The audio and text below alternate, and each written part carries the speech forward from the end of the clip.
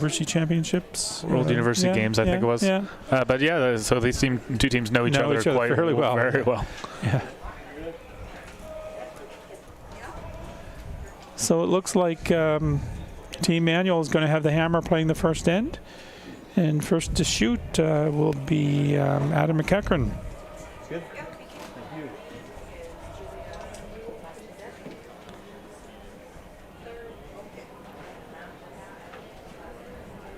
We're running a little behind tonight, folks. Probably about 20-minute delay. Just we're not having time clocks, and so some games are going a little longer than perhaps they should.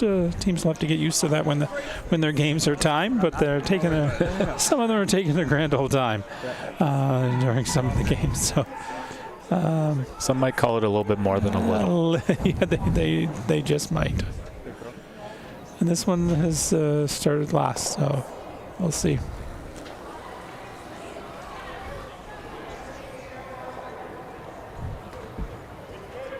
Prediction if they get right into it right away, Ben, or what do you think? Are they going to run up and down for a little bit? I think they're both going to get into it. Easy.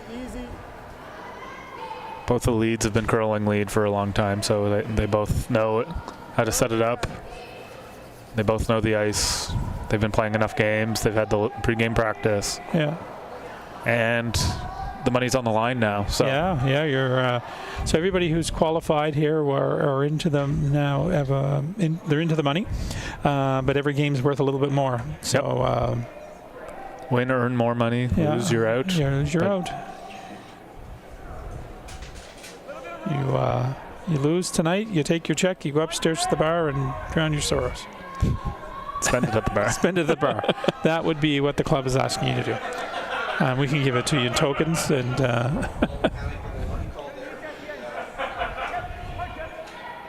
and we already have quite a large crowd here down at the Halifax Curling Club. Yeah. Good turnout so far. Anyone in Halifax, welcome to come out, watch the game live.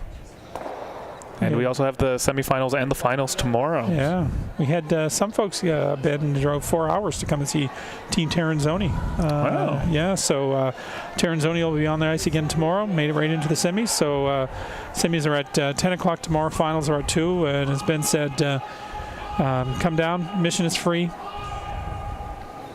There's even brunch. There's even brunch. Yeah.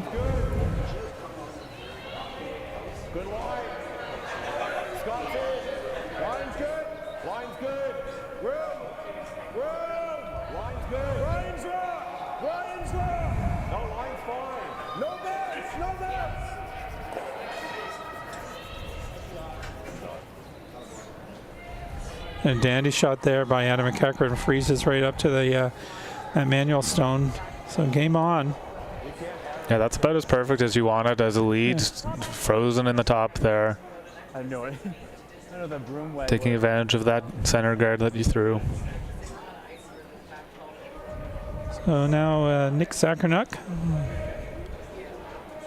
mechanical engineer at Lockheed Martin.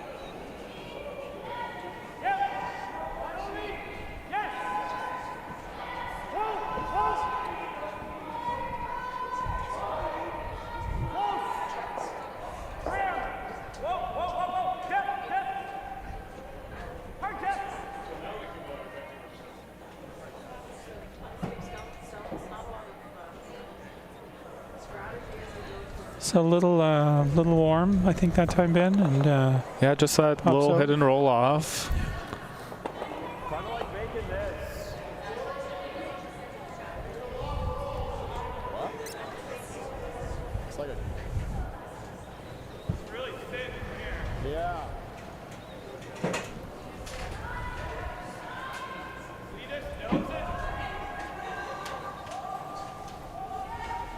Nose is okay. Let's do that.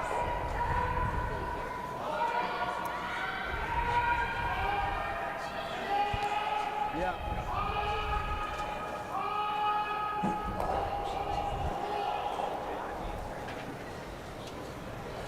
Yeah, it's good.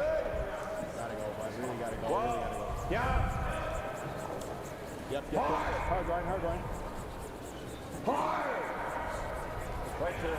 Ryan brushing hard, a little. It's good. Okay. Sort of. One just curl a little more, or got it started, I think, Ben, and sets up a double now for Graham Weagle, throwing. Graham's filling and taking Luke's spot, but he's playing second stone, and I think Jeff is throwing third rocks this time.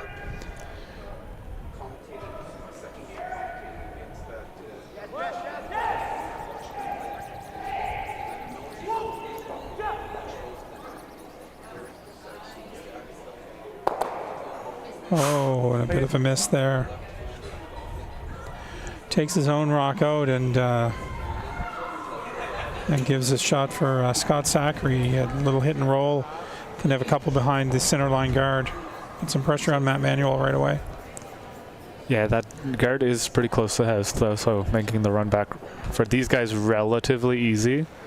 But good to put the pressure on here early in the first.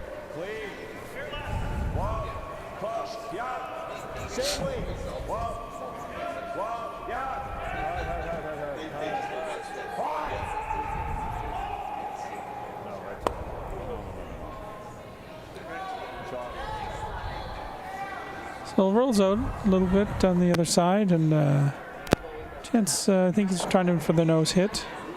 Yeah, I'm pretty sure they can see all of it, but the double isn't quite natural there, so just to put the pressure on, hit and roll, see what you can get out of it.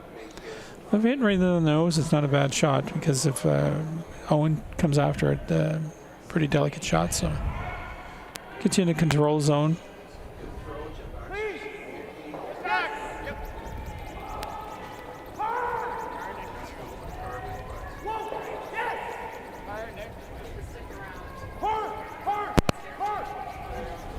That one's all over the guard. We did see quite a bit of curl in the earlier draw that caught the teams a little off guard in a few places. It's like lightning. No. Seemed to be a little bit down to me. Yeah, I thought the weight was a little bit down as well, and may have gotten started, but that was not even close. That hit a whole chunk of the, the center line. So. Yeah. Low 15, we can get there. Yeah. We're freezing, right? Yeah. Right here. Yeah. So, Ryan Abraham, landscaper. Owen's just asking him to freeze into those other two red ones. Little heavy. Wide line. Little heavy. Let's go. Heavy and wide are not things you want to hear, Ben. Heavy wide is not usually a great combination. Actually, I think it's getting better. Getting much better.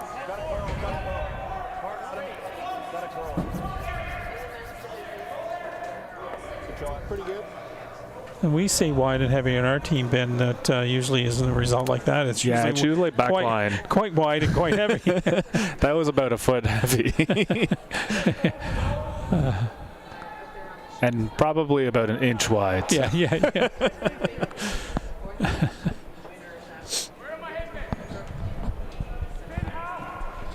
Jeff doing some damage control here, trying to get rid of some of these red ones so that they have the opportunity to get their points with the hammer. Jeff is also a mechanical engineer at Irving Shipbuilding, so two mechanical engineers. Well, actually, there's three. Think of the brain power. Yeah. You should be able to see all the angles and all that. I think so, yeah. Guard is pretty good. Get there. Not bad. You like the same turn? Sure. Yeah. House in the 4 foot. Yeah. Seems good.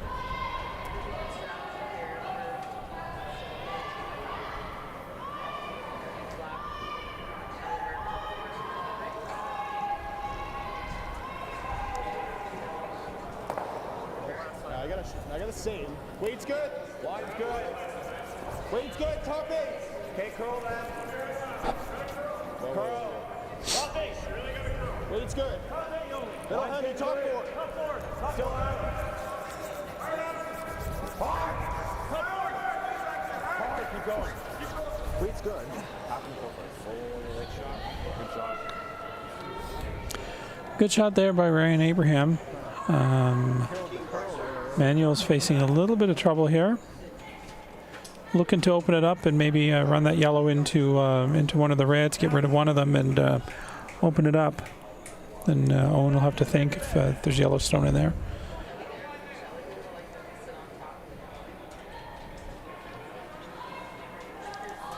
Gotta be getting some red ones out here I think it's a better chance to score to make that. to set up the chance to score, like Jeff's saying.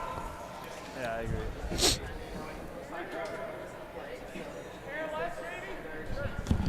Yeah, he doesn't want to give up a steal. Doesn't want to give up a steal in the first end. Yeah, those red ones with how their positions are blocking the draw. The draw for one would be tricky at this stage.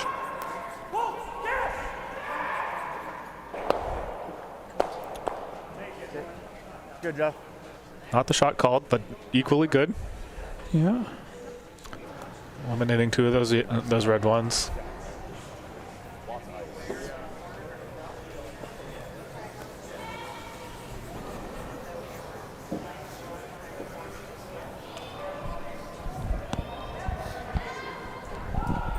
Do they call the guard in or do they call the straight back?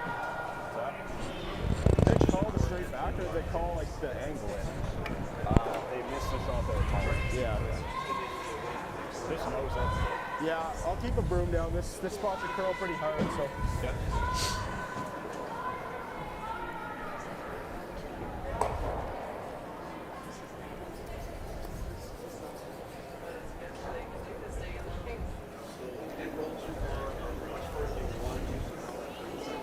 Good control. Yep. Control. Good control. Whoa. Clear.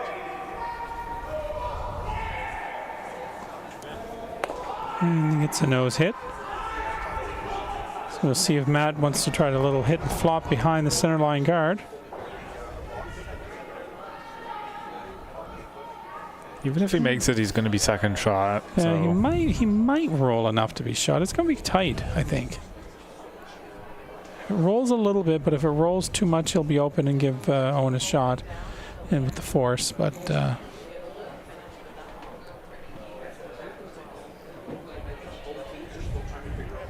you just go like top 8 behind the yellow.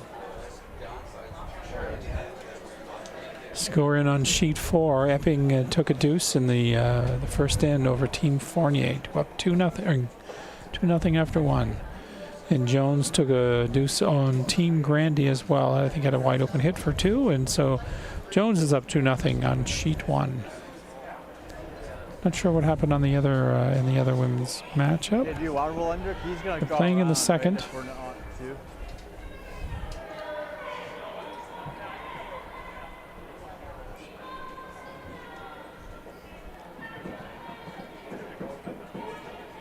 Okay.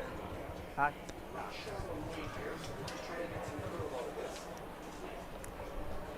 So Matt Manuel, he's the third mechanical engineer on the team.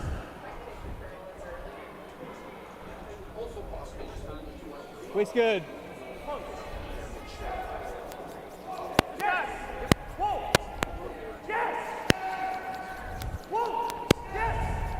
Close. Oh, and yes. So he should be relatively close. It's usually a good sign. I think he's going to be just a little on. Didn't fully vary. Owen can see part of it, but hard to tell who's shot. I'd say it's red. It is close. Yeah, and no one is pointing to red as well, so I think you might see. Draw really puts the pressure on here if he's confident that he's red. If it's red, Ryan is not liking the draw. Yeah, that's good too. Let's do that. They always get there eventually. They always get there eventually. they're saying it's red. Yeah, they're saying it's red, and He is going to go to the draw, and I think that I don't mind this call. You don't got to be careful. Doesn't want to set up a double. Don't want to come anywhere near the yellow one here. No. Yeah, just take a ton of room. Yeah. Exactly, Adam. Take a ton of room, and Okay, yeah. but you got to be shot. Yeah. I agree. You got to be shot or number 2. So A little more ice. Yeah, that's good there. It's like probably like 15, yeah. Yeah.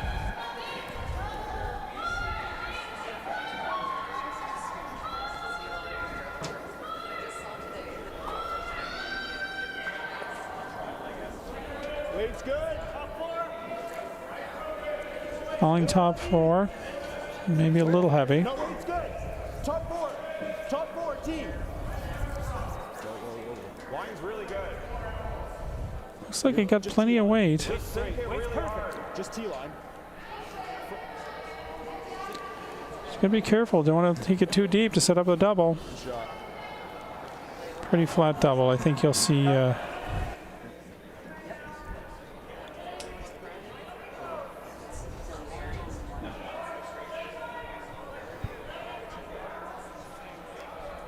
What? Oh, It's there. I know Matt can throw a ton. Yeah, so he can throw a ton of weight. I think he's just playing the draw, though.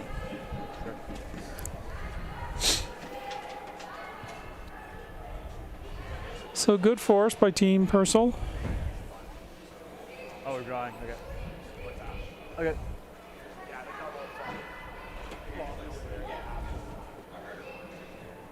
Okay. Yo, intern hack's not there. Something like that. I'm fine with this. Press the button. 15. Needs to bite the button, Ben, to get a single. yeah, not an easy draw on the first end. Nope.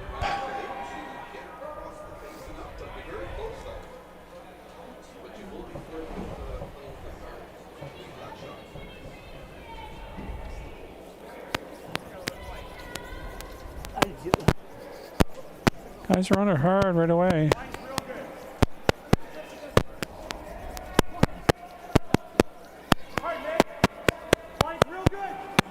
That's close. They brushed it the whole way, so it should be relatively close.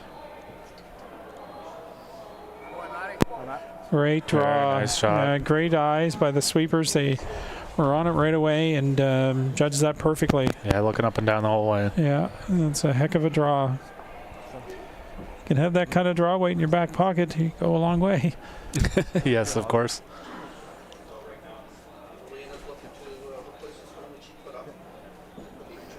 I liked it. Both teams got to be a little happy. Purcell happy they made, force him to one, and We're gonna be there. team's happy that Matt has his draw weight in his back pocket to draw to the button if he needs to. So.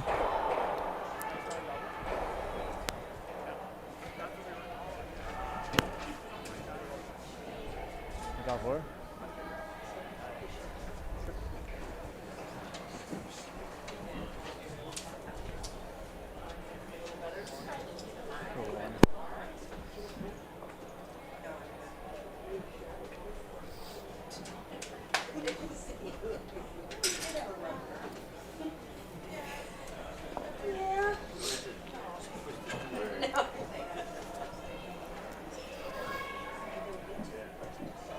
So we'll have at least one. We'll have one team in there in the semis from the Halifax Curling Club. Here on the men's side, guaranteed.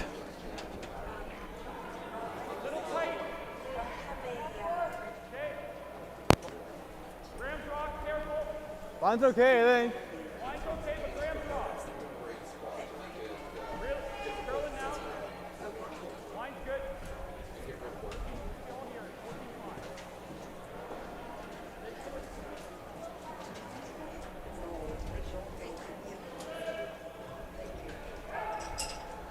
No one just running up to put up the guard.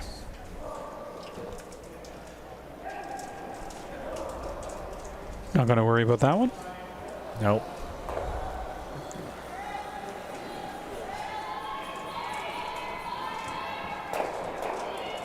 Boom. Switch. Scott's left. Scott's rock the whole Scott's way. in. Scott's in. Line's good. Line's good. Line's good. Just for depth now. Right to my broom. Very nice.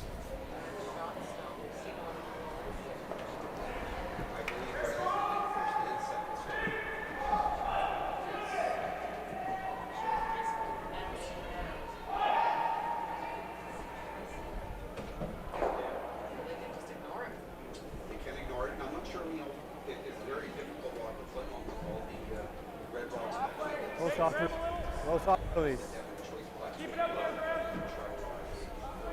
Line's not bad. Graham's off. Where are you? Okay, hard guys, get some depth on this. Hard guys, hard. Hard depth, keep going. Hard Graham. Hard Graham, more. Center Graham, hard. Very nice guard there by Nick, setting up the end.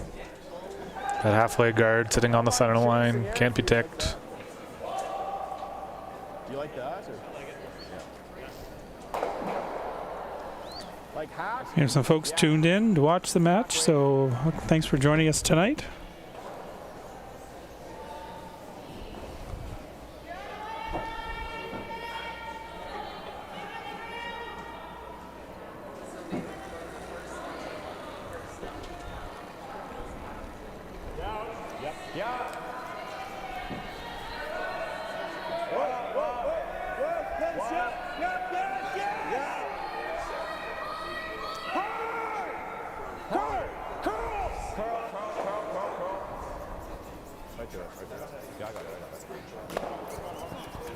Enough to knock it out? Not sure. Nice shot by Adam there. There's the hammer, not too worried about getting it all the way out.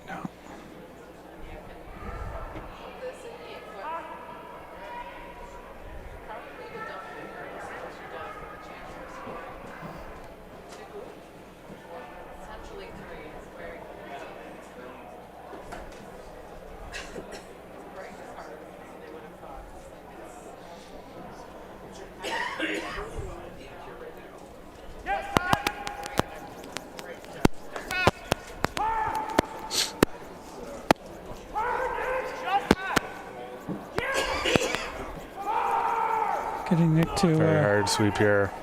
Trying to get it by that guard is cut really hard at the end here. They got it by, but it's curling so much. Right up, Matt, right up. Good, Graham. Ends up being a great rock, actually. Oh, very nice. Yeah, great sweeping. Yeah, Nick definitely made that shot for Graham. Yeah, that was Just put his head down the whole way. And couldn't even stop at the past the guard. No, he had to keep going. It just kept curling and curling and curling. So only looking, asking Scott Zachary to open this up.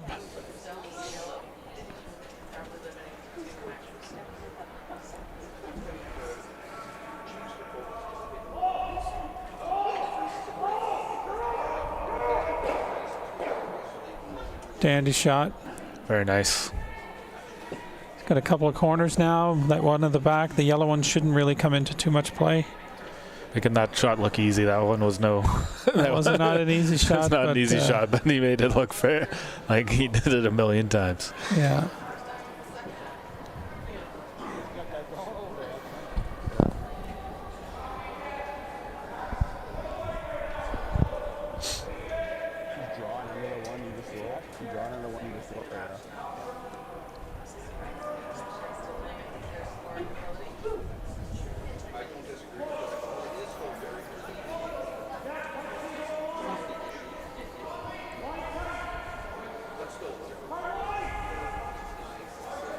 Needs to go just for taking line. a dive here as it approaches the center line. You think he's all over the guard here? He is all over the yeah, guard. for sure. He's definitely all over the guard. So might be a little bit of Graham hasn't been playing this week. Not quite used to the curling in the ice. You can afford to be a little bit outside. You just really can't afford to be at all inside. Exactly. Just top four, right?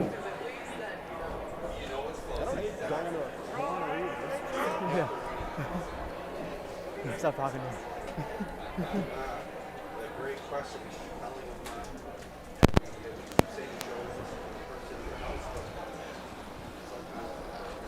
Weight's good.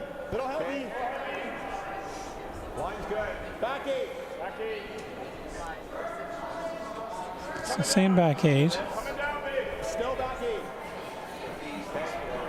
Back 4, back 8. Back 4, back 8. The line. Really sliding the hair. Yeah, the line's really good, but just a little deep. It's not bad stuff. Hard to take the weight back when you throw such Yeah. a hard one and then go, oh no, I need to draw now. You get that? Yeah. Well, it's buried, and Makes you'll sense. see Manuel try to draw up to it and take that away, but They're coming back behind the tee line. It does bring the, 15 if he sees it. if Jeff can make a good one here, brings the steal into play potentially.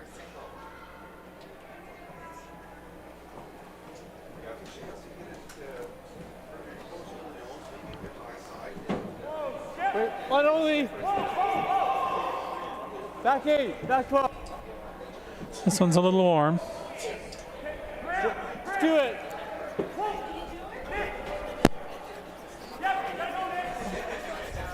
If he's getting his going a little more, Ben, or not, it's just, look, this is No, going it's to... definitely a little bit of a spot there where it's been curling. There's been 3 down that almost exact same spot that have just curled a little bit more than they're expecting. Even with Jeff, there's a lot of rotation. Just cut right there at the end.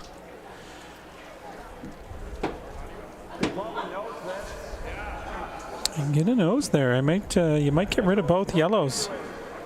Yeah, if you jam the yellow or the red one into the yellow, You might sit a couple and... Here.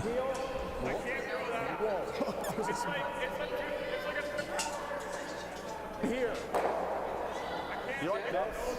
Yeah. Okay.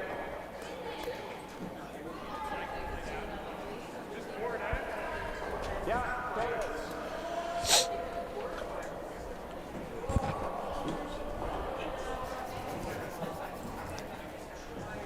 so looking for a board weight shot, Ben, to Weight's good. like to get to the inside if he can a little bit.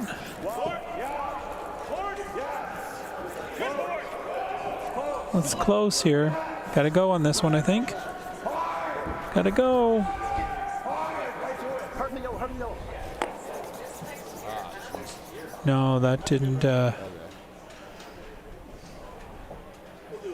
Just got too narrow on that one, and yeah, it was a little bit of a debate there. If Owen wanted to throw a bullet at it, and Ryan talked him down to board. right. And I don't think that Owen took the time to say, hey, if we throw board, I don't think that this is Right. going to go with the angle that we want Right, to do. right. And if it over curls, then it doesn't line up with the back one right. Over either. curling sucks. Yeah.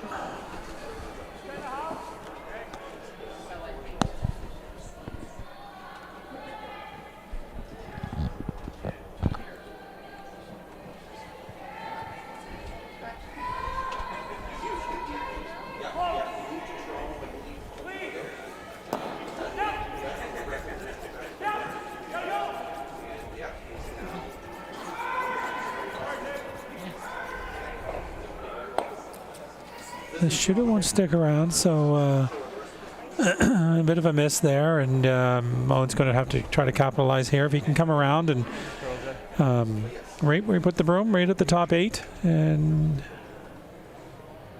usually shows him a little piece of it is not bad because he could always set up the jam. Yeah, he's not wanting to bring it into the 4-foot because then he'll be cutting down his scoring zone for the next couple of shots. Just trying to get shot here in the top of the 8-foot. Can show him a piece, can afford that. Weight's good, little heavy. Close line, close line. Close line, yep. Weight's good. Top 8. Top 8. Okay, line's good, line's good. Top 8. Back 8. No, top 8.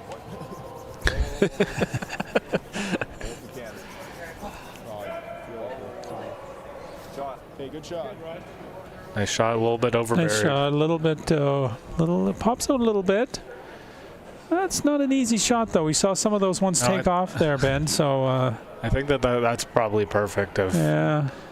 you could go both try to follow and catch the curl, but that's not, it's 4 inches over buried. It's going to be a tough It's shot. a really good shot.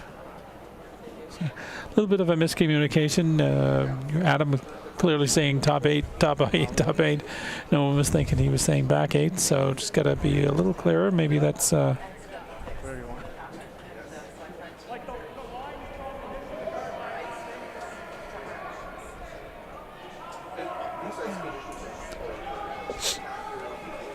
And looks like they just came around enough that Matt's tempted by going through the hole, coming around and just catching as much as he can see. With it sitting 1, he definitely probably needs to deal with it, or Owen's going to have a look at 2 here.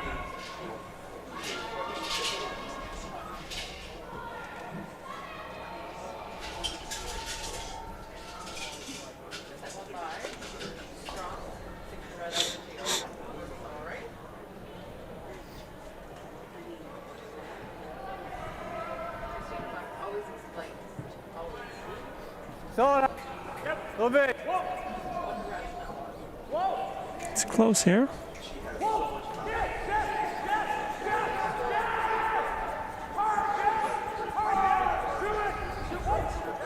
Hard knot, Southern, hard knot. And good shot there. Good shot to eliminate. I did think that he threw just a touch more weight of, he rolled a long way. I don't think it's going to bite him, but I think he would have liked to stay up there to have some options later. Or I guess on his next and last one. Same depth. Yeah. Just a bit wider line. Yeah, a little bit wider. Speed shouldn't be too much different though. No. I got 14.8 on his. Yeah. Couple of updates as we look to the other sheets. Sheet 1, Jones stole 2 to go up 4-0. And on sheet 2, we finally have a score of Constantini 2, Black 0. They blanked the first end there. It's close. Top 4. Top 14. T. Back 4. Coming down.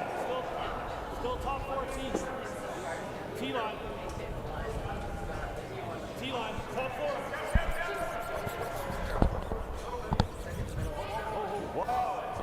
Shown this side. Very nice shot. Pretty much the same shot I think Matt just threw.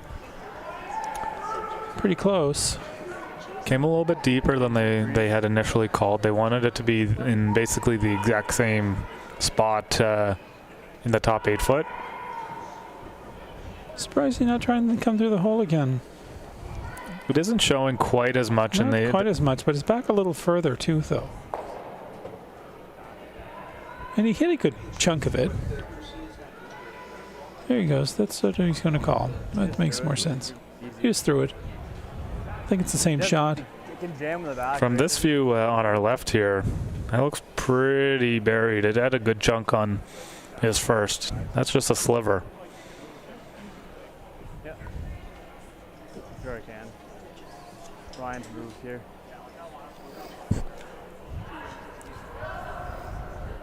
Oh yeah.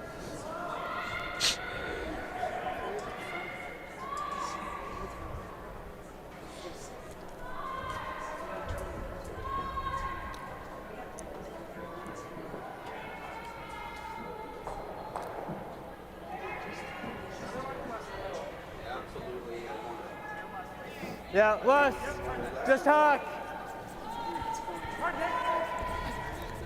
This one has A little less weight here. close. He's really close. He should get by. I think he's by. Yeah, he's by.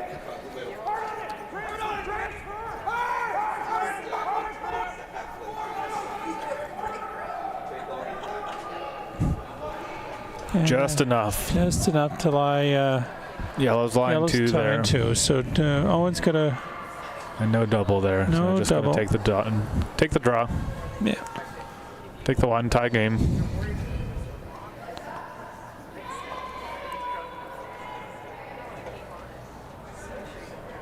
Same way. Yeah. He just threw it, so he should be fine. Same line. It's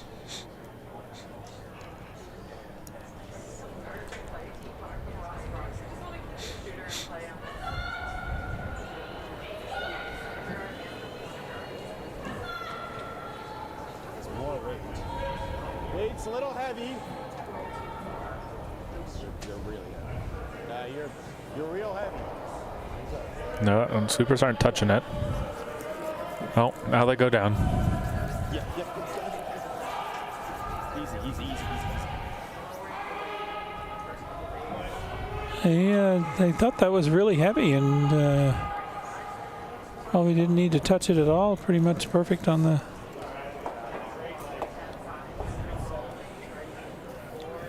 So after 2 ends, we have a tie game, 1-1.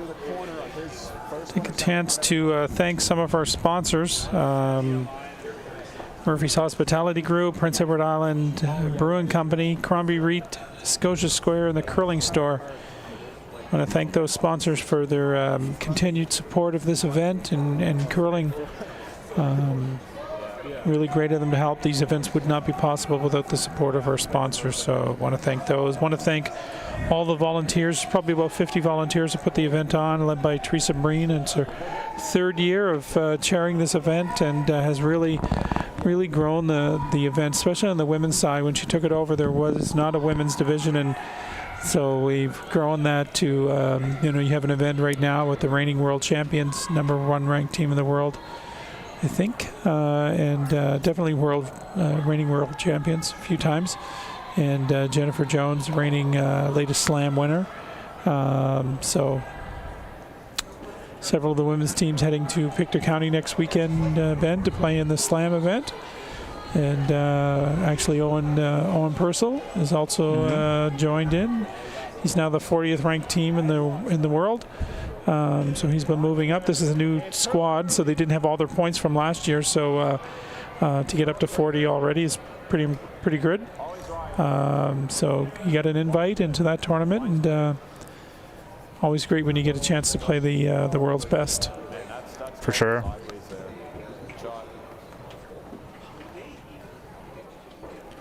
That one's on the center line, so I can't tick that one. I've been asking folks, Ben, what do you think of the new tick rule where you can't touch it? Once I figured it out, I'm okay with it. You're okay with it? You didn't know where the center line was, or? I just had, I didn't read the rule before the first time it came up, and then I got confused. But after that, I went and read it, and everything makes sense now. And it's a smaller adjustment than like the 5 rock rule, and so it's really just. What did you not understand about? What was it that you missed or didn't know? Well, the center line has a certain thickness, and it was league play, so was it really touching the center line, or was it touching the center of the center line? And so I was just took me a second. Yeah, it was going to take me a while because I was waiting to go stand over there to sweep. But So as long as it touches the edge of the center line, is that? Yeah, it's the full thickness of whatever the center line indicator is. Okay. So it can just be biting the center line and not even in the center, but still be untickable. Okay. So what do you think of the fact that if you tick it off, the punishment is your rock fully comes off? Well, everyone knows it to begin with, so you just got to avoid it.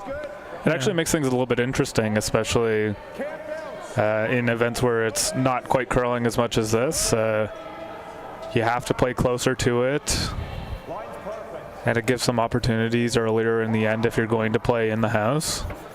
And so sometimes it just switches the strategy just a touch.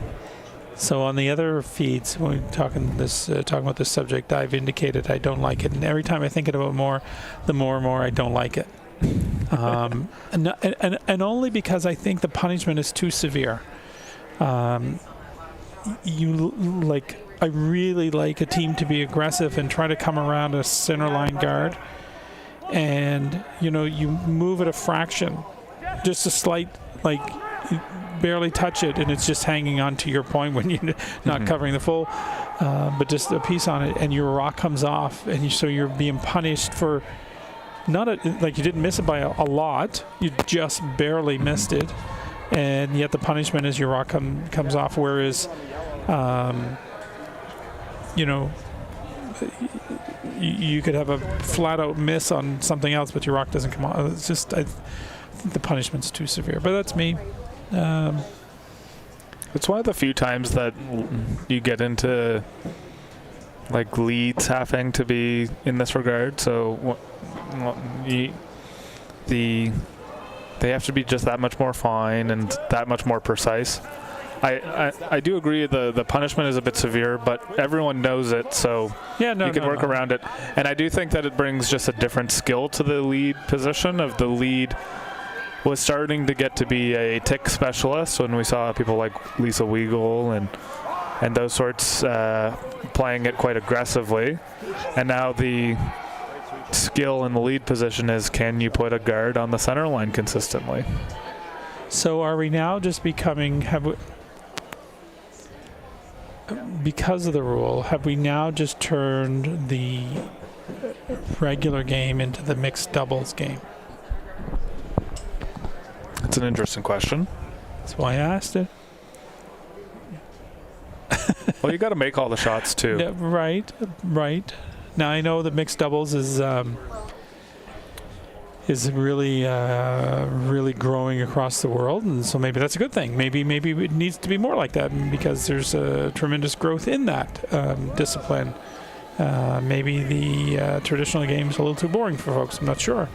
I'm just playing the devil's advocate, obviously. But you know, is it just becoming that game? And is that a bad thing? I don't think that it is a bad thing. With the 5 rock rule, a lot of the strategy, especially when you're up, can be boiled down to, I'm going to stick some rocks in the center, and in order for you to score, you're going to have to deal with them. Yeah. I mean, you notice. Yeah, go ahead. That's very similar to the mixed doubles game, and the mixed doubles game just forces it on purpose from the get-go. And with those 3 extra rocks thrown in a regular game, you just set it up yourself. Great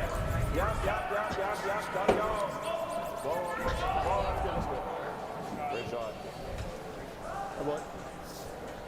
Good.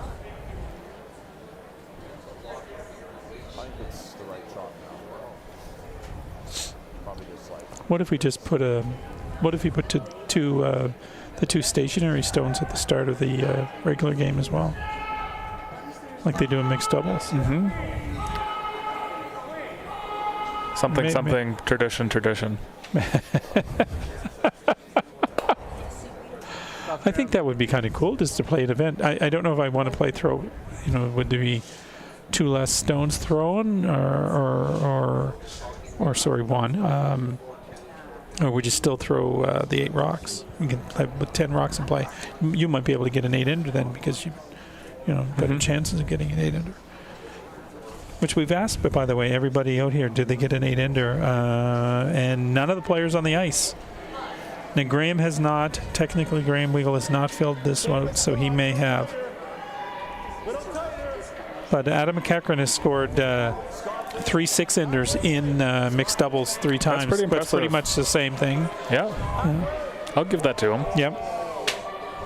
Well, no, because it's Adam, so we're not going to. Well, they did win our mixed doubles spiel earlier in the year. He did indeed. So definitely have some skill there.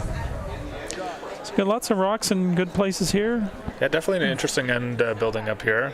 But neither Matt tried to clear, but didn't quite get the angle right. And now all of the rocks are in the house, and the tippy-tappy game is on. I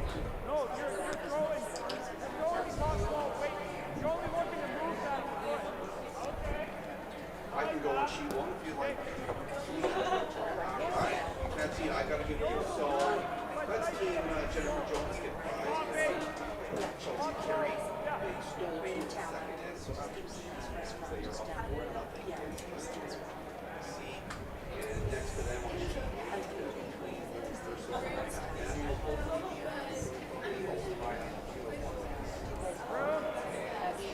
Yeah, a little big. Back 8. Back 8.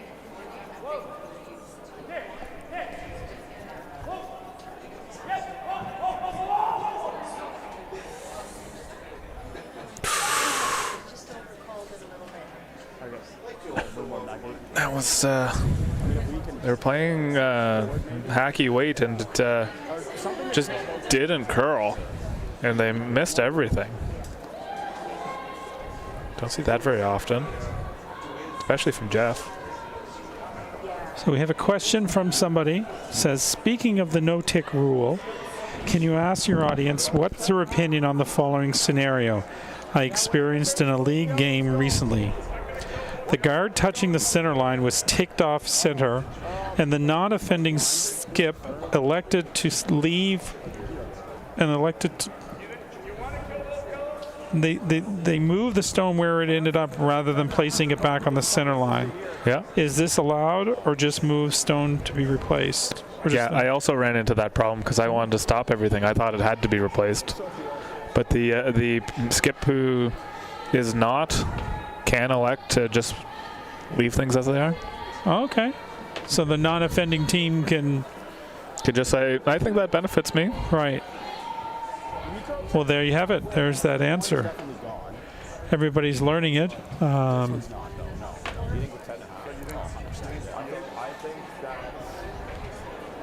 Trying to get on to this YouTube thing where this game is to see. Do you know how to get on to YouTube and see what the comments are, if there's any?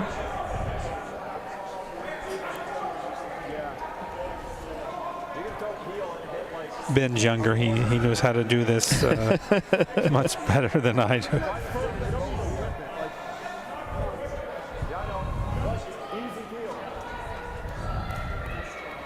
Pretty much like as thin as you can get it, I think.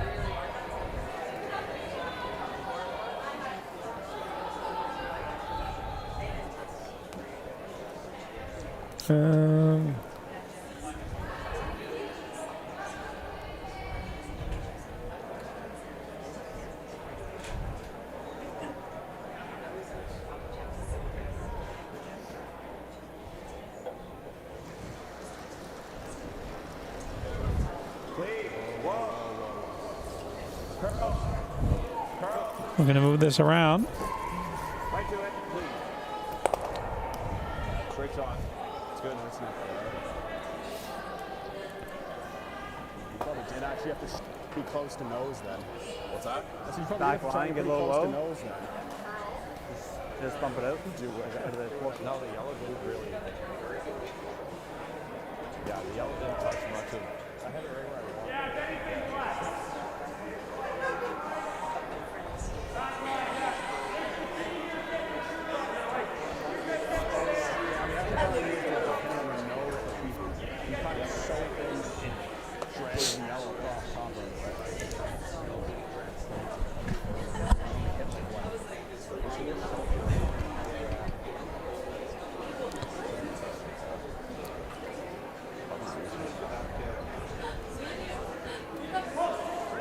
Pretty big. Where are we?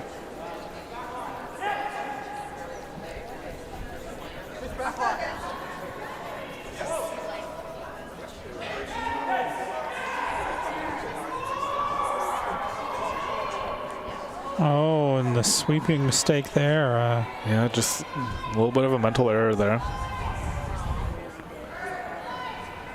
So you'll see Owen play off the yellow and hit his own and get rid of both those. The force is on again, so yeah, just missed the call on that.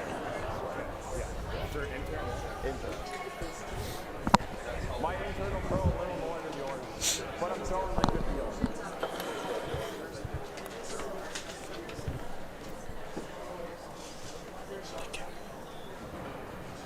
Heel? Yep. Okay. Just like crotch it pretty much? Yeah. Yeah. If we want to save all the reds, we can hit the yellow first. Yeah. If we hit half of that yellow, we'll get rid of both. Okay. Yeah, I just didn't know. You got it, bud. Based off that ice, I'm actually surprised he's throwing this much weight. I know he's good at it. I think he just hits her near the crotch. He should be fine. Yeah, but he really wants his shooter to stay. Yeah.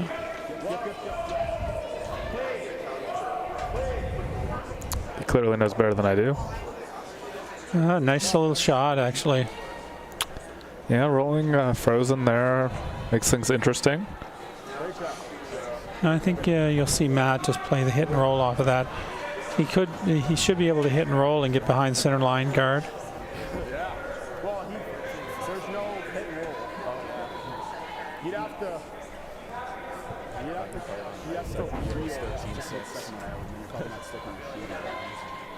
Adam's saying there's no hit and roll there. I think there is.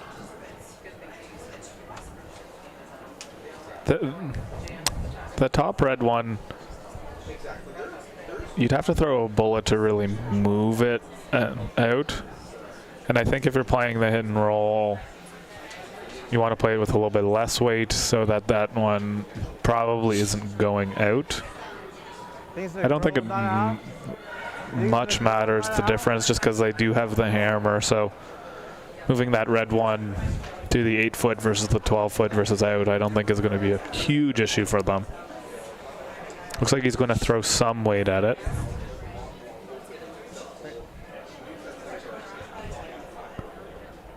The roll is more important than getting that second rock out.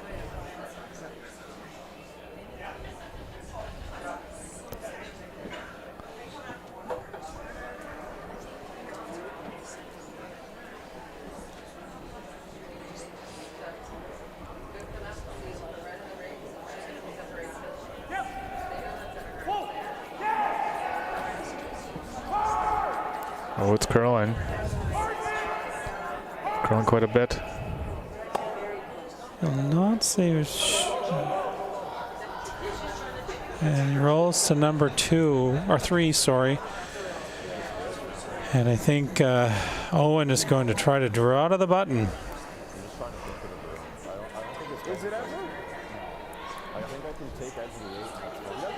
Let's see it. It looks like Matt may have to have the same shot he had in the first end, where he had to draw the oak turn, draw to the button. Not making it any easier on himself. Well, the big end over in sheet 4. Epping takes a 3 to go up 5-1. Looking good for Epping in that game to move on to the semifinals. Keep things going that way. He'll has a chance to defend his title.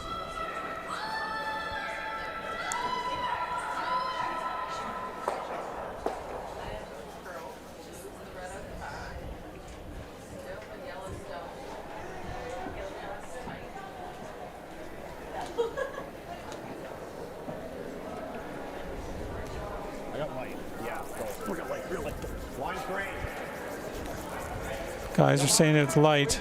Close. Pretty light. Come on, Scott. Come on, Scott. Go, go, go. Hard.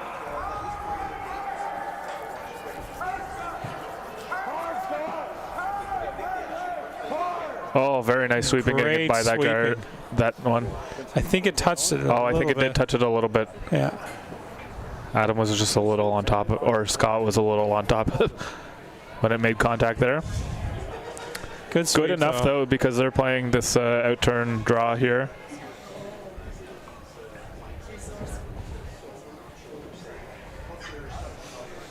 Yeah, it looks like if it made contact, it actually kept curling because it's over. It's inside. It may have caught the back end of it, right? Yeah. So really tough sweep. They were on it right from start to finish. So, Matt's going to have to draw to the full 4 here, and last time in first end he had to draw to the button. So let's see if he still has it.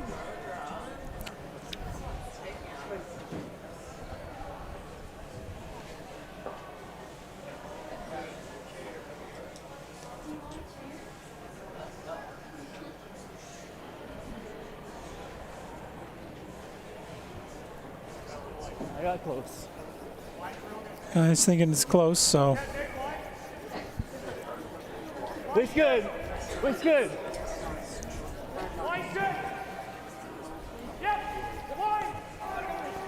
And once they're by that one in the top of the 8, just guiding it in. Good sweep there, getting Another it good by. shot. Great draw. Covers the pin again. So old skipper has bailed them out a couple of times, and it's a tight game. Ones. And the skips of both Owen and Matt have been able to outdraw when they're facing a few rocks. So Yeah, quick update in the Cheat 1 game here of the Team Jones stole 2 in the second end to go up 4-0, and then Grandy came back with their own 2 in 3 to make it 4-2 after 3. They're just starting that fourth end. Grandy's got a little bit of an uphill battle and coming off just playing the 4:30 draw here and then again on the ice at 8. yeah, Got a little bit of work to do. Tough go. Been there, not fun, but you do it. Yep, for all the fame and glory. And money, don't forget the money. Oh yeah, the money. It's all about the money.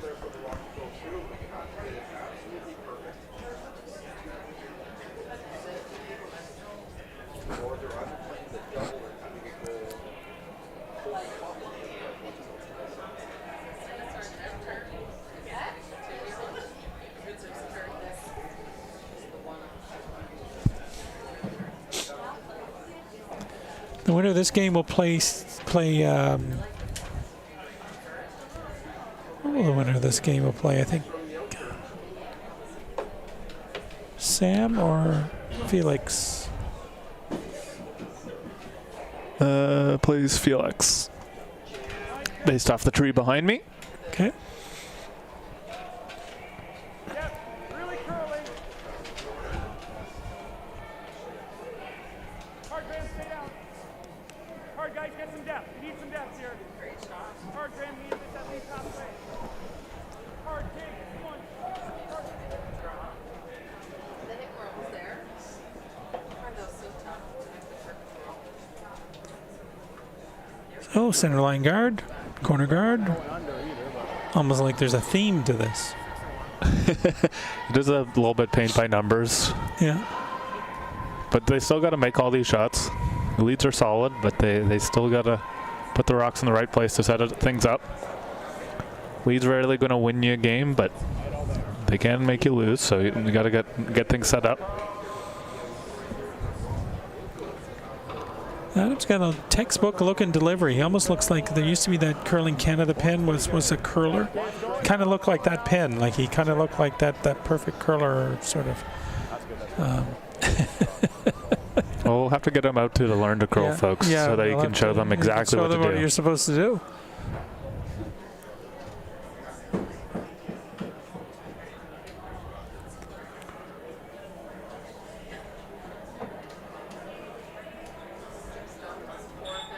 Graham, a little early. Oh, line's good. Line's good. Yep. Line's good. Line's good. Line's good. Graham. Oh, they lost it a little bit at the end there. Curling, over curling. Yeah, over curl. That's about half open, but I think you'll see Owen just come up to it.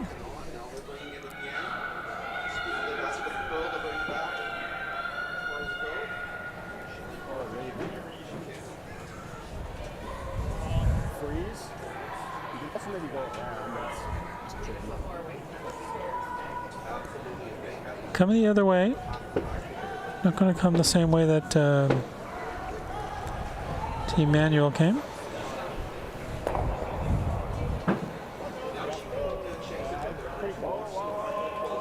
Line a little light. Line's good.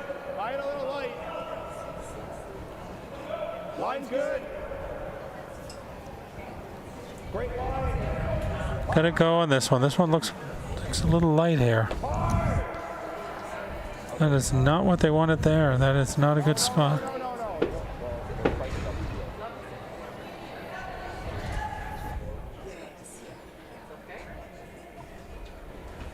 Yeah, Adam won't be happy with that one. I think it'd be difficult to line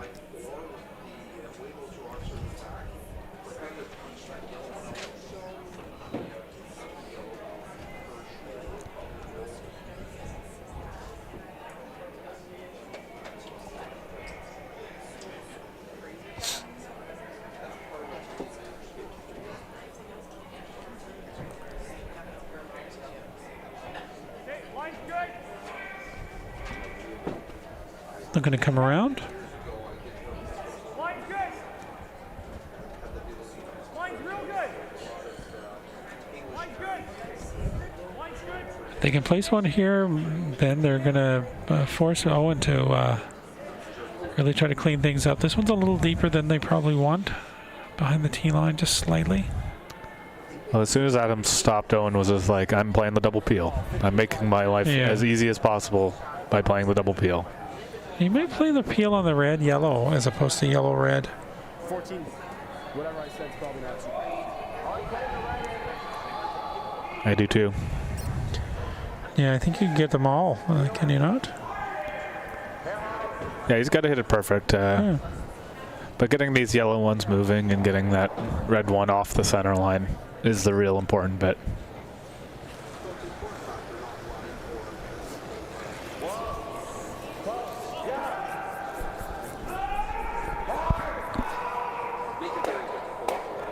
Oh, just missed that other one. Not a bad shot. Matt's going to likely have to play that red. And there might be a port there come through there. Be pretty tight, though. Might be with some softer weight just to make it a little bit bigger. But the... yeah, Matt's got a little bit of control this end so far. Need to capitalize. Gotta be careful here. If he puts one back, I think you'll see... you're going to see Owen step right up and then run that red guard back. So I think Graham is playing a little more defensive, but probably a better shot here. Hit that one out and roll over. And if Owen makes a perfect run back, good for him.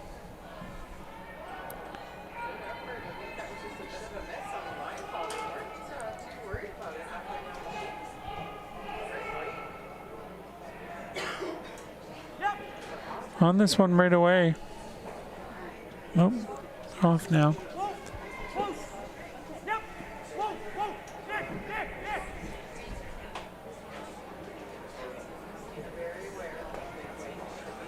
And does not finish, and pretty much on the nose.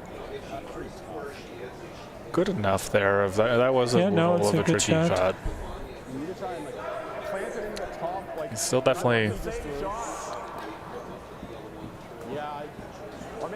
Actually, from this angle, the hole looks better than from just looking at ice level. Yeah, I don't think it's there. It's just a little too narrow. Yeah, it's really good if it's there. That's really good. Oh, it's there. But I would say it's the toughest of the three shots that they're considering.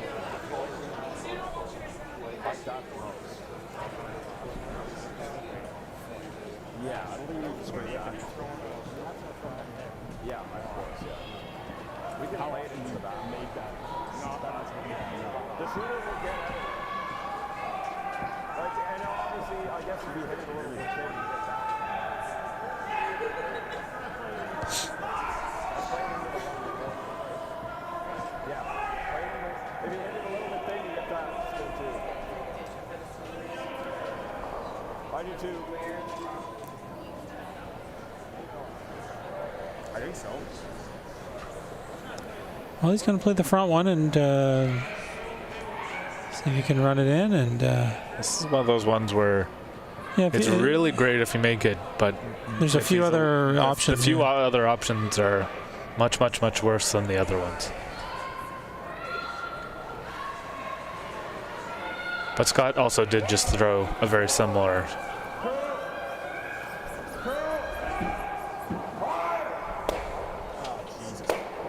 Oh, like complete worst case scenario. The hole is there, though. I will definitively say that the hole is there now, but it probably isn't going to be there for long.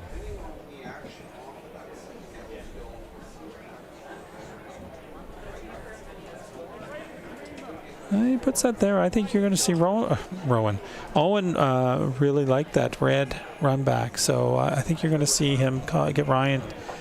If If Matt and them can block that hole up, I think you're the C. Why am I calling him Rowan? Owen. It's late. I'm old and it's late. That's what the problem is. Not like we haven't talked to Owen a million times.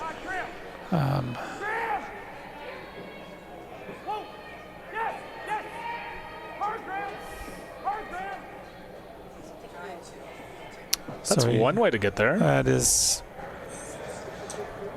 I don't think that's what he's called. It does the same thing, though. No, it's a better if you. And it takes away the angle run from Owen. If you could make that shot, it was a good shot. I think he's going by Rowan now, actually. Yeah, he's just. Yeah.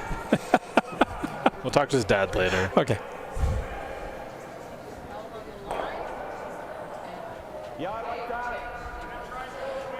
Steal a one over on sheet 2 by Team Black. Yeah. Constantini missed her first. Probably a bad line call. And yeah, I overheard the commentary over there that they just were a little bit lackadaisical on the line call.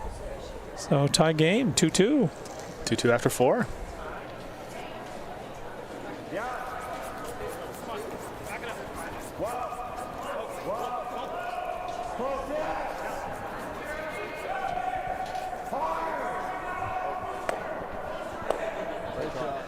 Not a bad shot. Got the red one behind cover and the lone, the yellow one's there, but it's open and.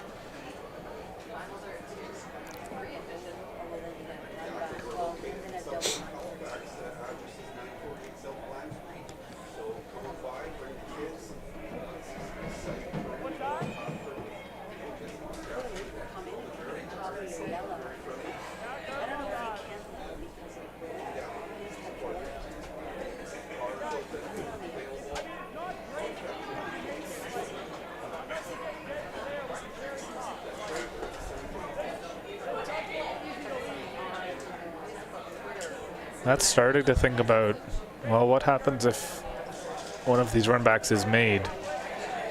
He's set up for the 2 with that one in the top of the 12-foot, but elects to just block that hole and make Owen make a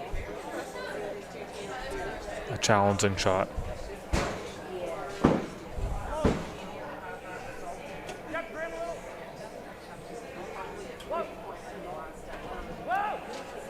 Not sure what's happening upstairs. Some thuds and some bangs.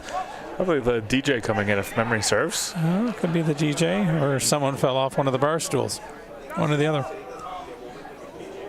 I also heard earlier the cornhole was popular, but it was. I was playing a little bit last night myself with Team Wasilki, and but it's easy to just hit the foot off and have it collapse and make a big thud.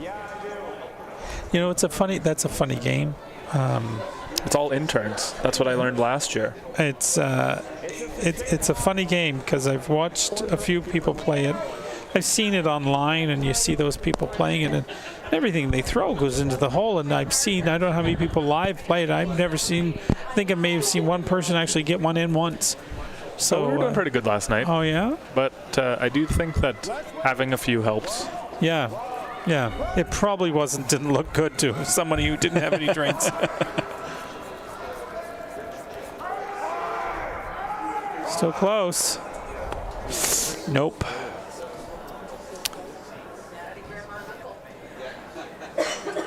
That was a high percentage or a low percentage shot. Like a lot of difficulty on that. Yeah, surprised he didn't. I'm not sure why he didn't open that up. I don't know why he didn't throw with more weight. If you with that sort of weight, you're going to lose it anyhow. You're going to leave everything there, and if you don't catch it exactly perfect, right. And if you hit a big weight, and you're off. You might get rid of some stuff that's so far. Yeah, and if you're that far off, then things start to move around, and you might be able to set something up or clear something out. Matt comes in here. Owen's some hurt. That red one sitting on. Yep, I agree with Matt. Put just it right come there. in and freeze it, and just make it. Owen's going to have an angle raise, and he's got 2 shots at it. Yeah. But put the pressure on, play the easy draw. Just freeze. Now I'll give you guys a quick update on sheet one between Jennifer Jones / Chelsea Carey. Clancy Grandy did come back to the 2 points to start it. Hansen scored Jones with the hammer. Sheet 8, Manuel took one with hammer later, now up 1-2. And on sheet 4, you also might can see it now. John Epping in the third hand took a big 3-ender.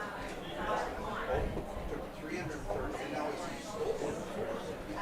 So he's looking to come in, and he's had his draw weight in his back pocket. I have complete faith that he'll make this one.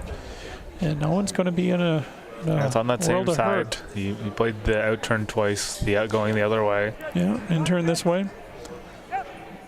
Might run a little different, but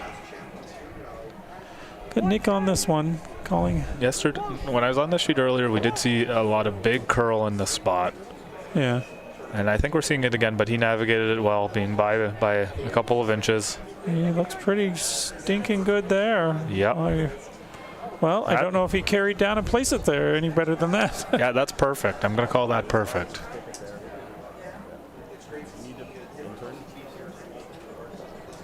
Hair high. Give me that.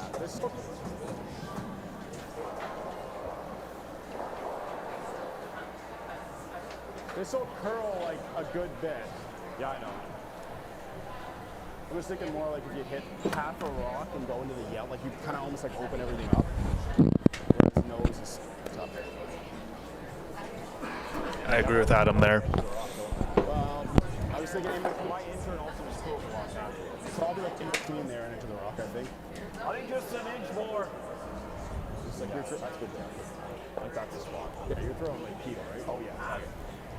Yeah, this spot does curl, but I don't expect this to be a slow throw. Yep.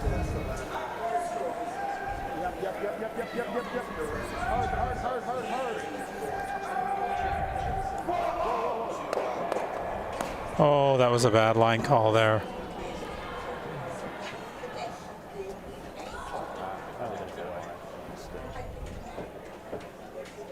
A little bit of frustration on Scott's on that one. That wasn't. Yeah, that was to really get out of the end, and now Matt can play basically the exact same shot. Same shot.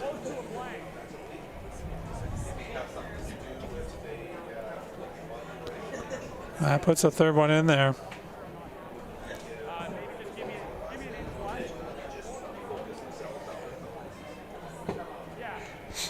Yeah, some frustration on the team right now, and Team Purcell that a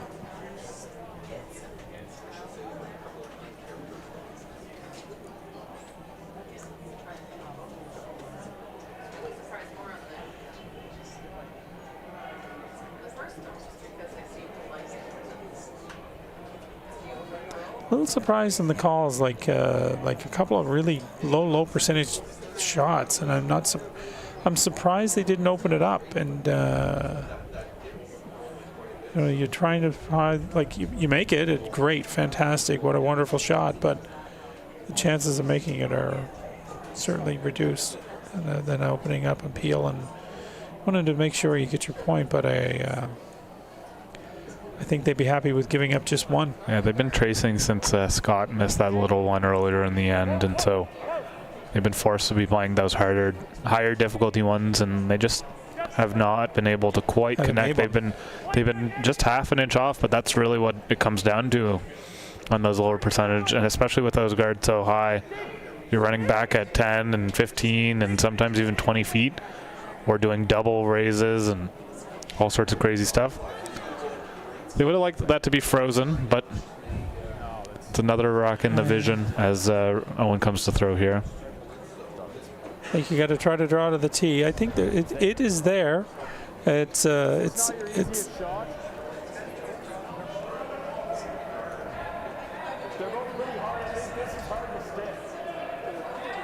Yeah, I agree with Owen there. Yeah, that is not an easy shot, and it's there, and it's in.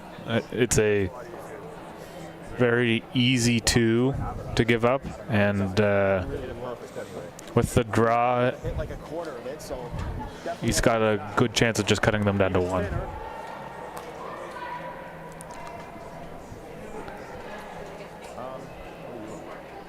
if you're thinking like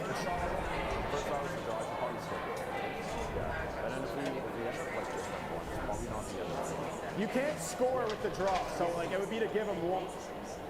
I think you can score. Man, it's like the pin's like behind the rock. If I'm behind the tee line, it's off. I don't think you can score with that draw. It's like, I don't even need to like. the pin's open, but it's literally behind their rock. I think you can, but you're playing to an inch. I think you actually can get there. You just have to get by those two yellows and stop. And just there. Yep. Like. And so.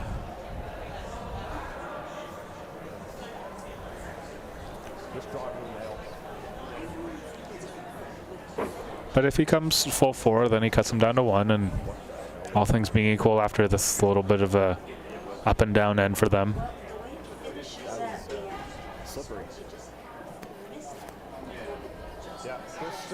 And it is curling here. We saw that in the 430 draw of this draw curls a ton. So you're coming in at an angle.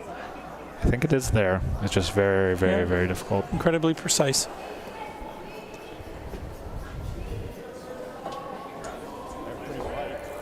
It's close. It's close. They don't have you right now. Don't want it. Heavy. Line's really good. Back four. Line only. Line only. Can't.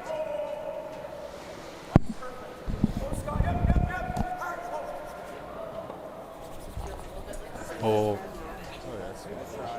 Good try. Good try. Gives up a single here, and I think he should be thankful. yeah.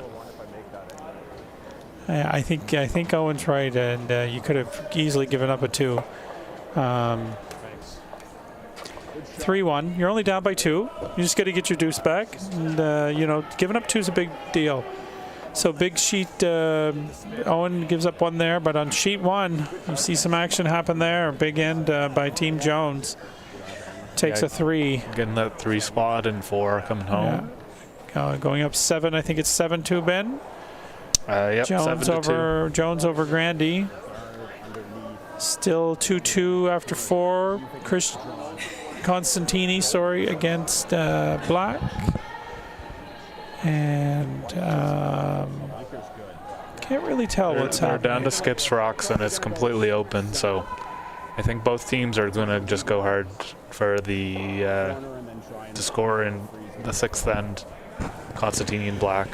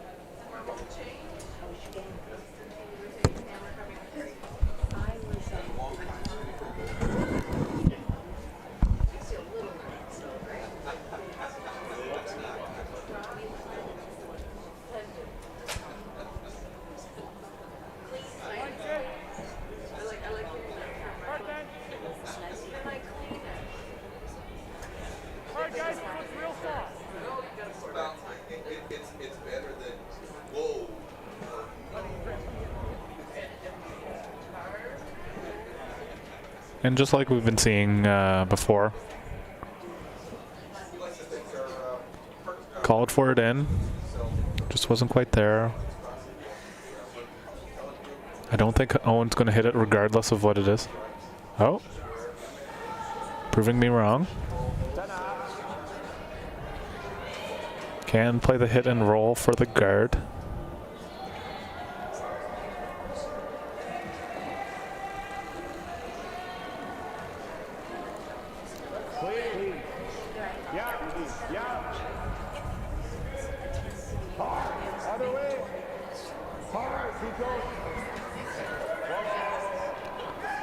Over curling here, hitting and rolling into the house himself.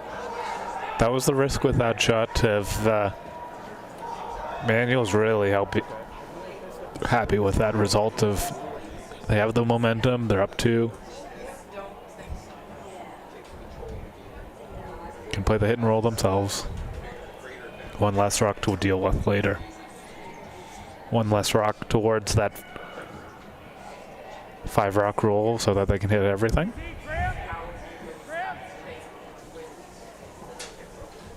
I agree. Like right now, it's Charlie and the men and women used it last year at the Canadians and in their championships for the first year. So it'll be very interesting once they have does the kick rule favor. And Matt just saying that he thinks that that's on. They both looked at it, they both agreed.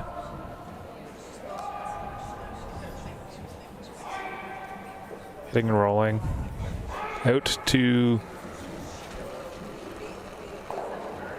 that out-turn side, trying to get that corner guard, but be conservative about it. Neither team really wants to go hard for it here in the 5th end. So I think we're going to see a relatively clean end and then have lots of action in 6. If you're over on the other stream at all, we saw that go down on sheet 2 between Black and Constantini. See that blank in the 5th end. And now things are setting up to get really interesting. And by rolling out, gives the opportunity for Graham to get his draw weight. Anywhere in the center will do. Top 4 would be perfect.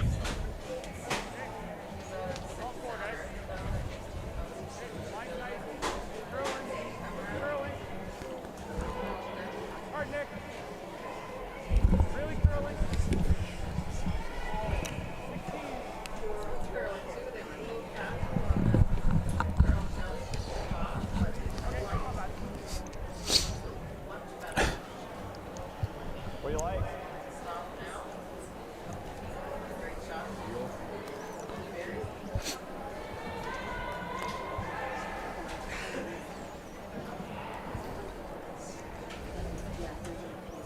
I think we're going to see a pretty clean end here. Neither team wanting to score in 5. Owen would rather try to get his 2 in the 6th end. To have the momentum moving into 8. And play a 2-in game.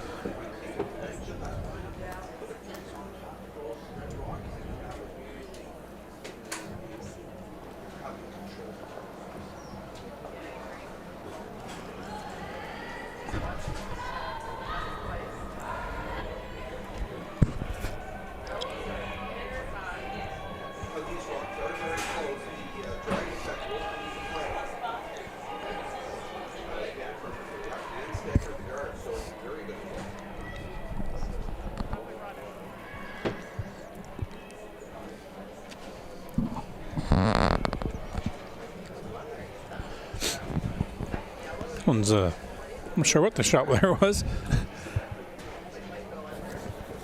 On his previous one, they called the guard there, but really all that matters is in the center, hanging on, make them make a shot. Looks like my guard type of shot in the 8th end. When I need a center. Either that or hog. Got 20-odd feet to work with. Yep. Chose the wrong 20 feet. I have to find all 20 of it. Well, we have a final over in sheet 4. I'm not sure what happened, but Epping was up 6-1, and they played the 5th, and I suspect Epping got a few more. I would suspect as well. So Epping will move on to the semis tomorrow. He will face off against Sam Warburg. I think I know I'm probably butchering his name, so Sam, I apologize.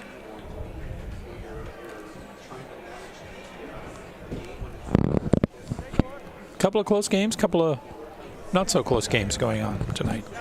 Fortunately, our 2 stream games are relatively close.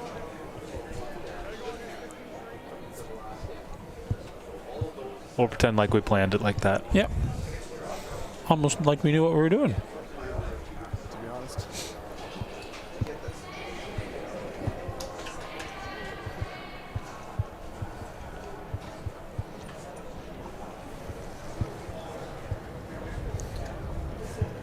Riveting match of hit, draw, hit, draw, hit, draw, hit, hit, Yeah.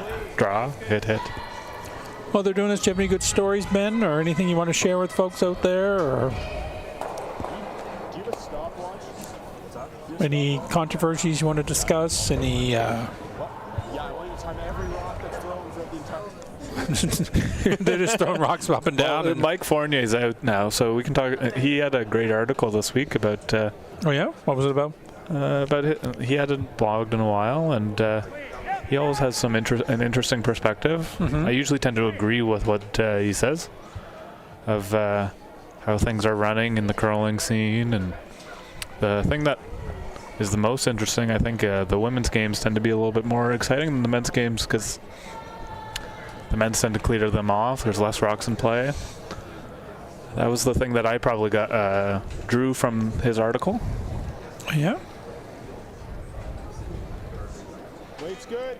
He pretended as though a man had walked into a curling club and gave him this advice, but I have a sneaking suspicion that might have not been true. Really? Actually, I was talking to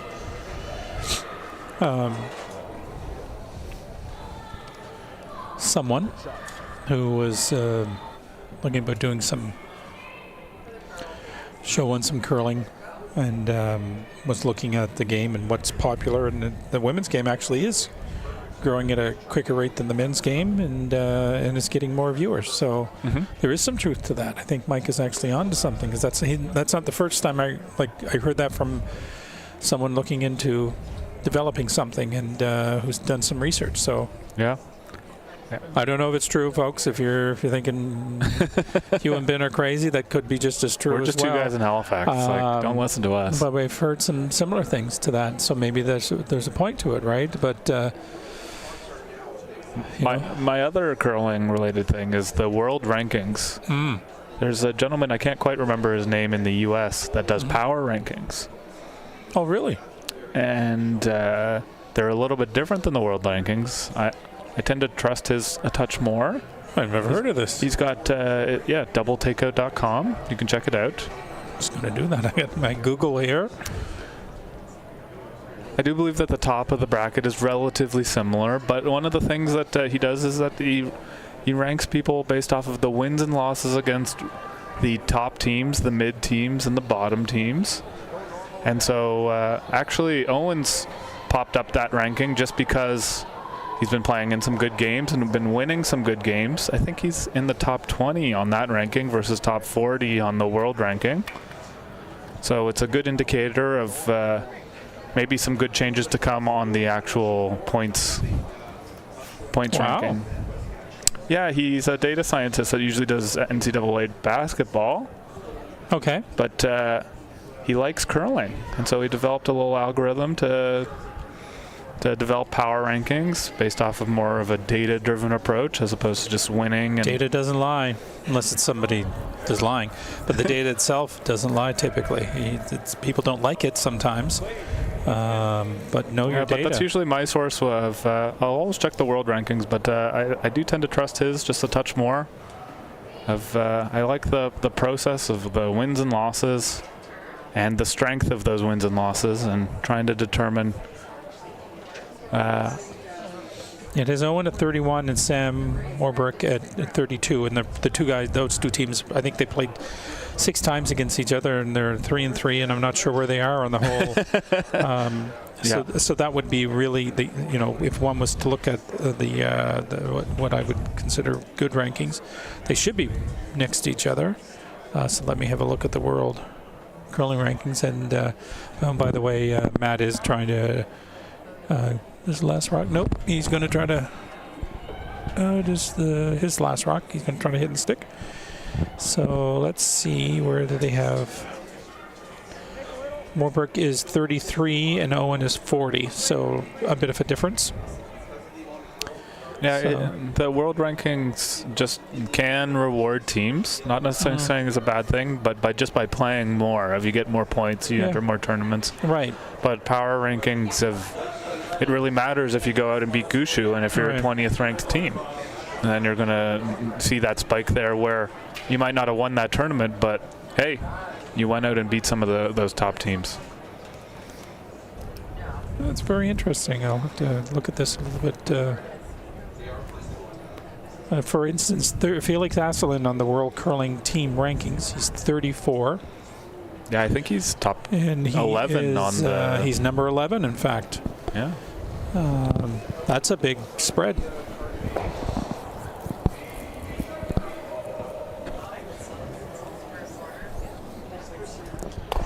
And there's your blank. Yep. So we filled in some time. I got educated on this new doubletakeout.com, and very interesting. Nothing's right or wrong, but I do tend to like the different ways of looking at things. I looked and I don't see our team, Ben. So it must be something to it. It is accurate. Oh, for step 1, play in a tournament. True. Step 2, Win. win something. A game. And then step 3, maybe make some rankings. Yeah.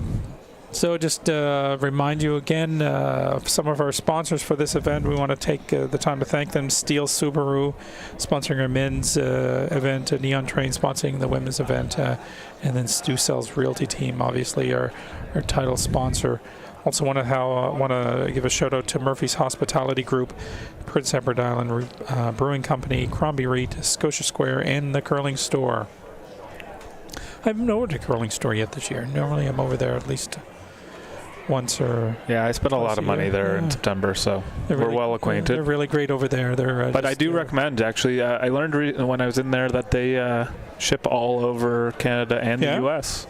Yeah, no, they're just really, and the fact that they're our sponsor, obviously I'm going to speak well of them, but the fact that they're really good. Yeah, they take care of you. Like, I go in so. every year and I think that my slider needs to be replaced, and they're like, yeah, it's fine. Yeah, no, And they'll tell you how it is. They know their stuff, and if you ever need anything, they're the people to get a hold of. It just.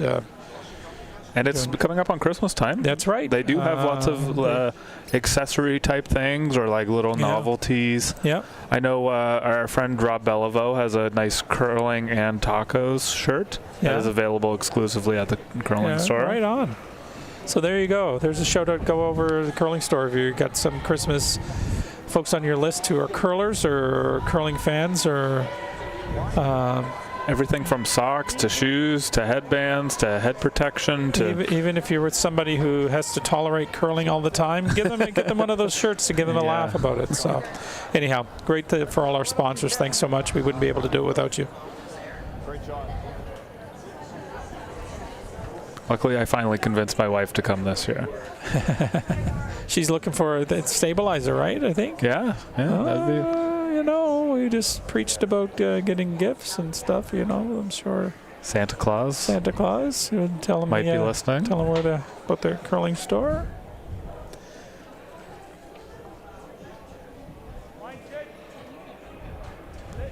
Two excellent shots by the leads. I know that that's not very interesting at this stage, but that's pretty much exactly where both teams wanted. If Nick wanted to come into that top 4 foot, touching that center line, and then Adam throwing that very nice corner guard far enough out that it's not going to be in play, but if they need to wrap one around.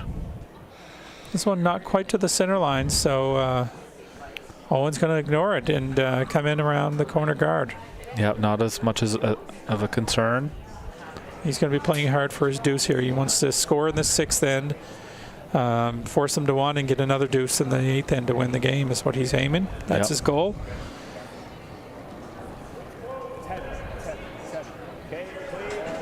Watching Adam's release, I don't quite know how Ryan and Scott judge the rock. There's a considerable extension. He makes a lot of shots. But it's got to dig in a lot here. No, it's perfect. Right on the center line. Spins at the end. That's dead buried. Yeah, I think that one is buried. We'll give him a 4 out of 4 on that. I would give him a 4 out of 4 of that. And that's coming from me playing 4 years of competitive league back in juniors. That's a good. Those are 2 good shots.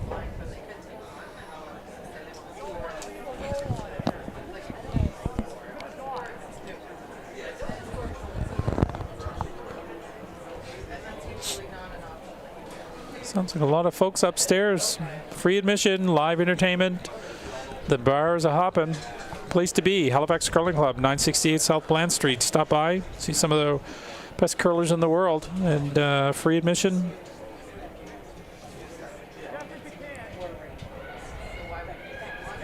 Should really ask the city to make it 1824 South Bland Street.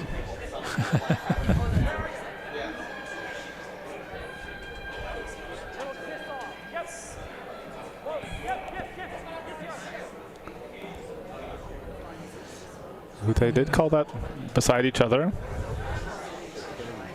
Makes the double peel pretty easy for if they want to play it. Maybe, probably not.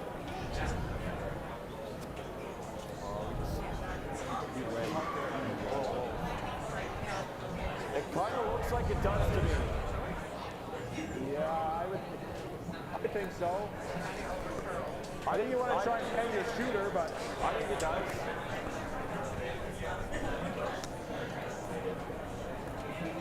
To be honest, I think you can just play this and still go. Yeah.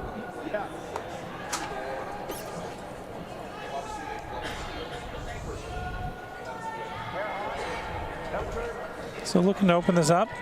Yes.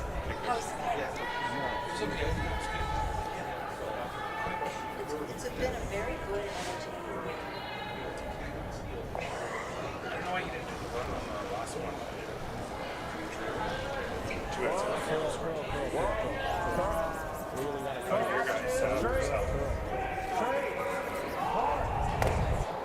Great shot. And it goes over the top of the back one, and now double guard. So Great shot by Scott. great shot by Scott, and he'll be happy with that one. And so Matt's got to.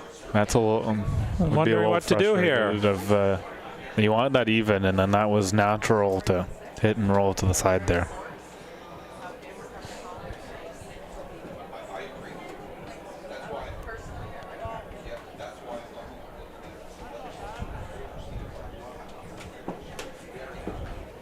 So he'll be looking to get the corner guard off. Most important to get the corner guard away, and then roll over to the center would be ideal for him, but would like to get rid of the corner. If he starts to look at that, then he's really conceding the 2 here. Well, and then also what he has to be really careful of, if he misses it slightly, he could come off the front red onto the other, push the other red one in, or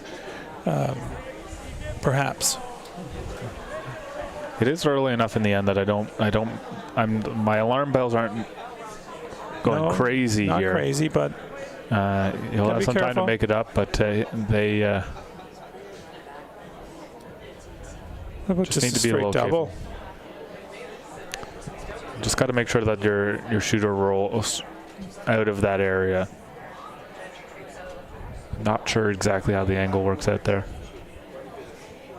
So this is Graham Weagle. He's the import. I'm wondering if Luke is watching the game. I'm not sure where the scene. Where's the mix being played? You know? No, I did not catch that. Starts tomorrow. Not latest stick to. No, they do have now. Oh, that's okay. It's open there now, and Owen's going to come around again. Yeah, but by playing this come around, he might be giving himself the opportunity at 3 later of.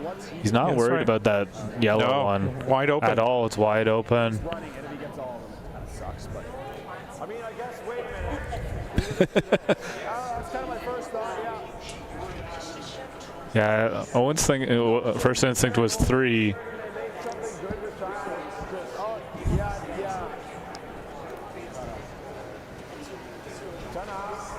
Early though. It is early. It is early. You got to be really perfect with your hits to not bring doubles into play.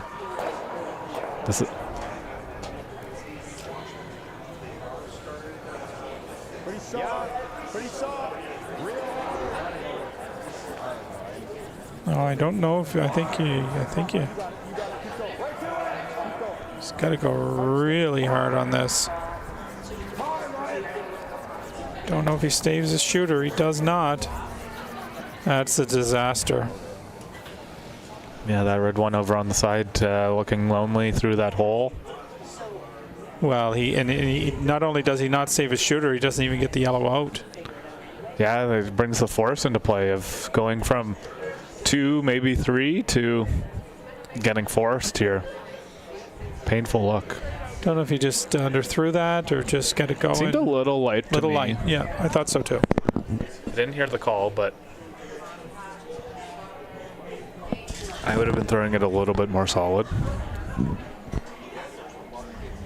Quick update on sheet 2. There was a blank in the 5th end. And in the 6th end, Black stole one. Wow. To go up 3-2 after 6. Scoring in 6. Oh, and there's a bigger mistake there. Oh, big mistake there. Wow. Knocking that red rock into the house. That was a major mistake by Jeff Mayer. That came out of nowhere. That was not even. Yeah, he makes that. Should not even have been like 98 times out of 100. Like that should not even have been close to hitting that guard. They haven't played the hits out that far outside in. Yeah. I don't think that anyone has thrown that out turn hit before. So it is a bit of a new spot, but I would expect them to make that most of the time. Well, this could be another. He's going to hit it. I don't think he's going to stick around, though. Well, you might.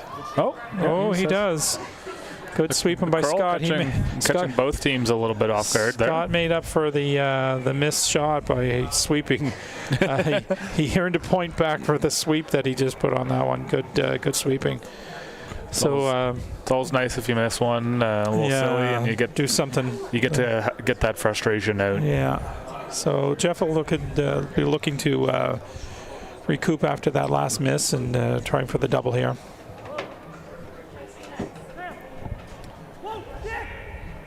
It's close. Dandy shot by Jeff. He made up. So there.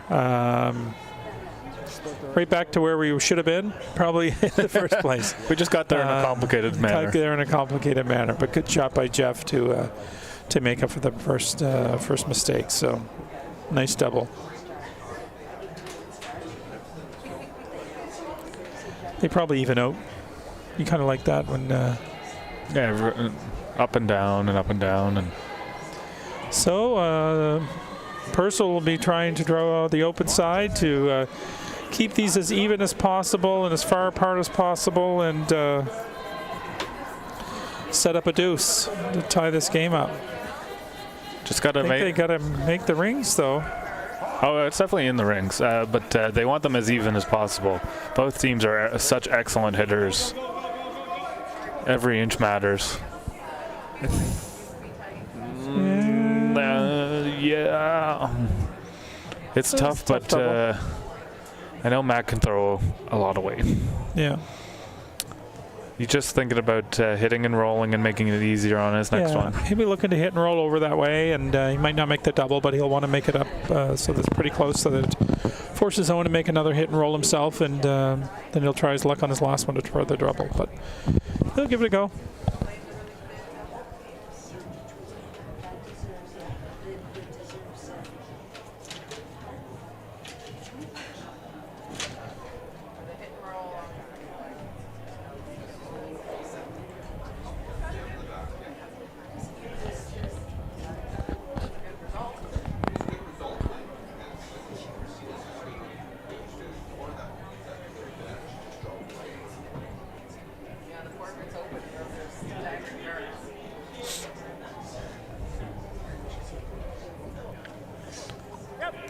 I'm a bit surprised to see them playing this turn. They've been playing the other turn at everything.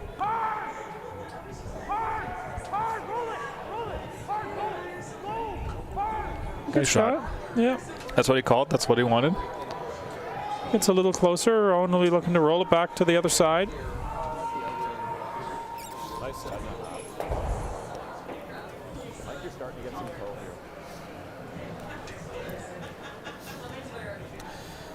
here. And looks like we have a final over in sheet 1. Team Jennifer Jones punches the ticket to the semifinals tomorrow with a big win over. Not sure how many they took in that last end, but they were up. Just one, but that was enough. Make it 8-5, and that's enough for Grandy. It's been a long day, and first time at the Stu Cells for Grandy, and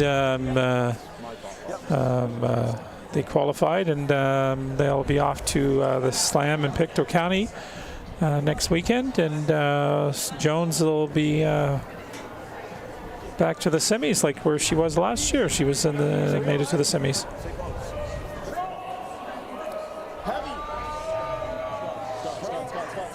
you need to go, bud. You need to go. Not much of a roll. I think there's a double there. I think Matt will be going after it. That's really what Matt wanted there, by just flopping a little bit towards the center, of giving him the option of, if they don't quite make it perfect, going to have that double.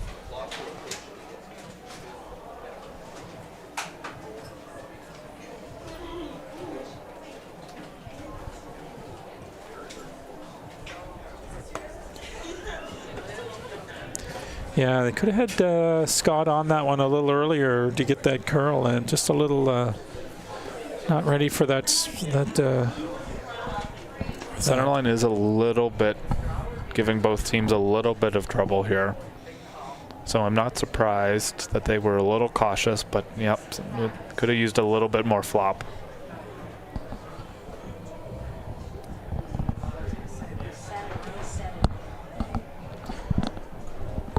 I don't think he's going to make the double. It should go under. Just wide open rings. Wherever you want to go, Owen. Just got to hit the paint.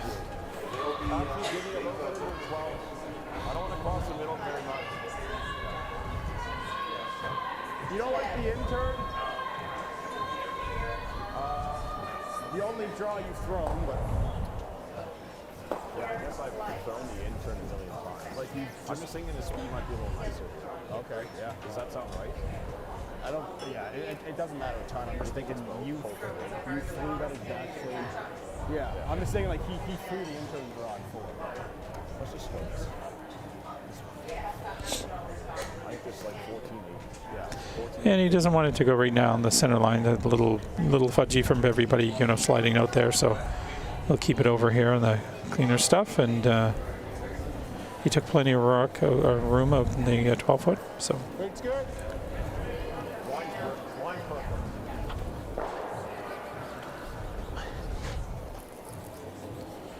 guys are saying it's good. Got to keep the brooms down, keep this clean. Looking good from this end.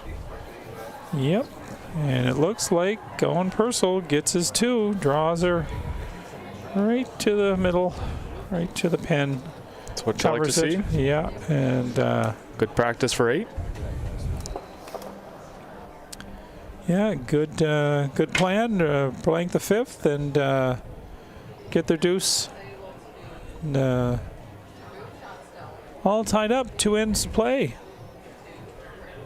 Yeah, and only 2 games left on. Yeah. Sheets 8 and sheet 2. If we had known, we could have just showed up later. Did the 2-end game. Yeah, made it pretty simple. Yeah.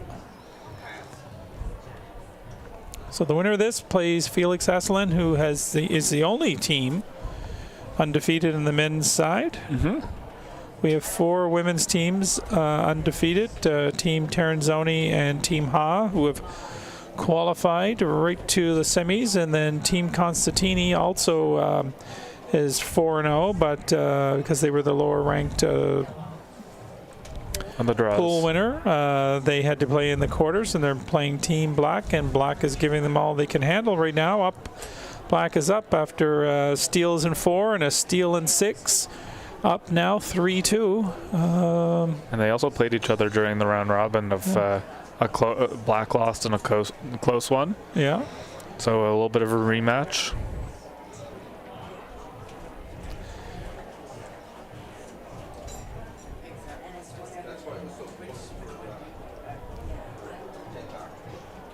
So the winner of that game will play Terranzoni, I believe, and it'll be Jones versus Ha, I think.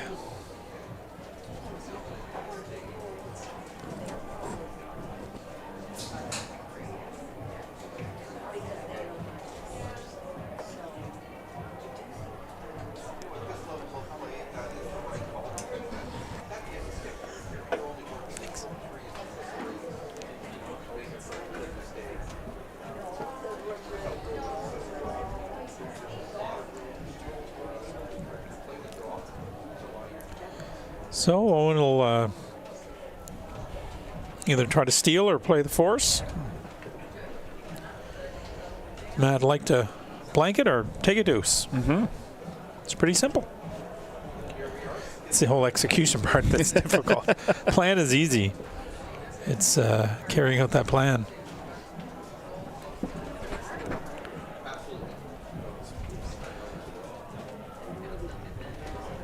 This one's a little warm, Ben. Yeah, That is not the spot they wanted to put that. It's a bit of a miss from Nick. He wanted to be ahead of the center or tee line, and so Adam McCachran, the Halifax Curling Club bartender extraordinaire, Just give me a bit more ice than what we take into current bartender curler. I think he's a student as well. It's kind of taking a year off, I think, or off being a student this year, but I think plans to go back.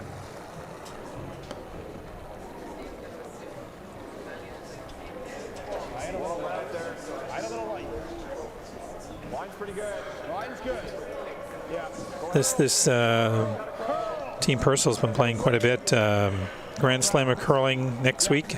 Stu Salisbury, Oakville, Halifax, Shorty Jenkins won the Summer Series event in Quebec to start the season. I wanted to give a shout out to all their sponsors, their manager Anthony, all the friends and family across the province who supported them so far this season, and of course to Stu Sankey, who helps put the event on every year. So giving some shout outs there. So that one, not quite what they wanted, but Nick will be looking to make up for the last one. This team has been busy as well. Challenge Casino Charlevoix, DeKalb Super Spiel, Monctonian Challenge, Nova 4 more Scotia spiels to go. Yeah. Yeah, they've been busy as well. They wanted to thank Osco Concrete, Southwest Properties, North and Dorrance Gym, IG Freeman Group, John Ross and Sons, and Hardline Curling. Very nice Great shot there by Nick. Good redemption there. So if he can freeze to this one, it'll be a second start. There'll be second shot.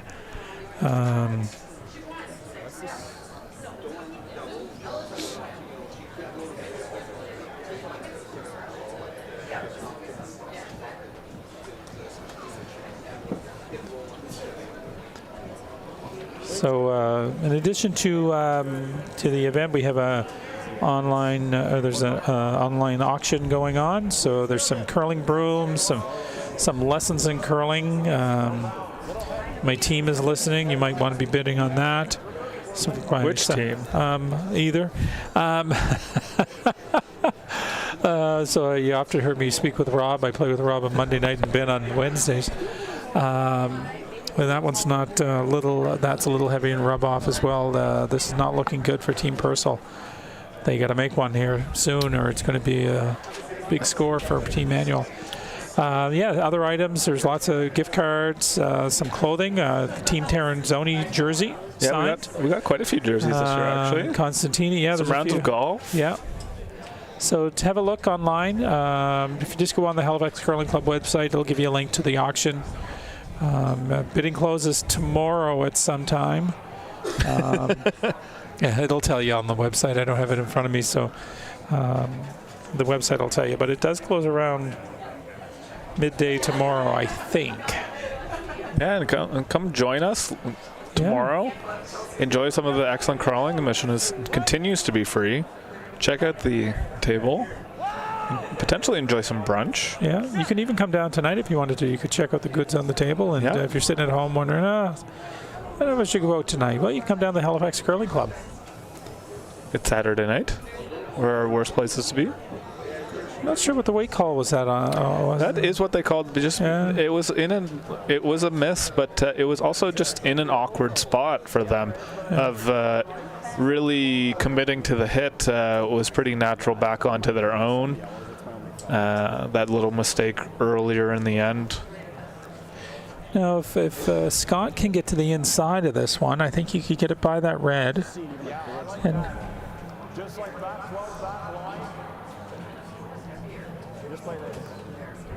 My personal, one of my favorite shots, the jiggle. The jiggle? I don't like how this looks, but I don't want to hit anything.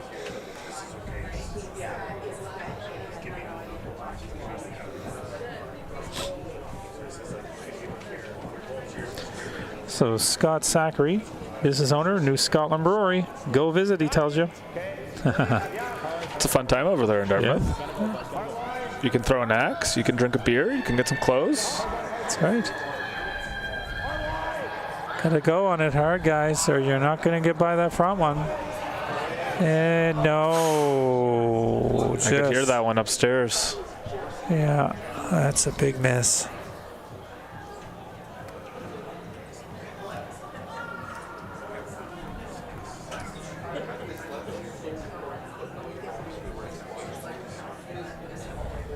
Wow, what do you do here? Gonna have a discussion down at the other end. This one feels important.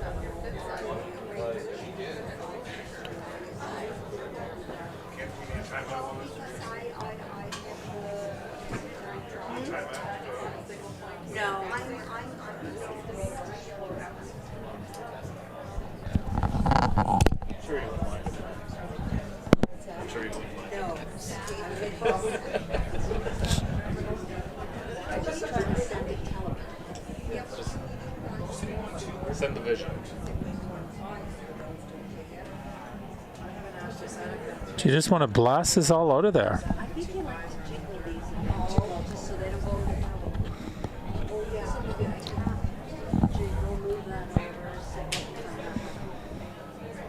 I too like the jiggle.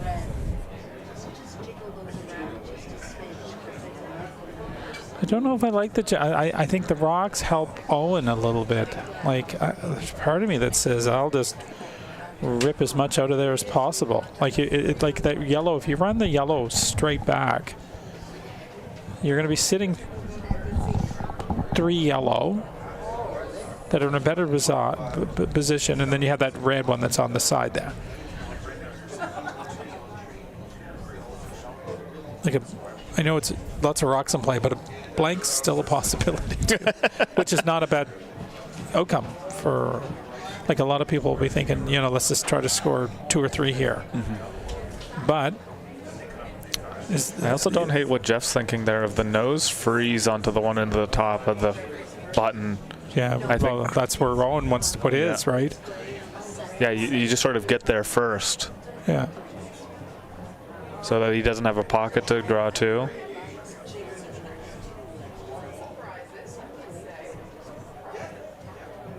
I don't mind what he's just saying. What Matt is saying. I don't mind it.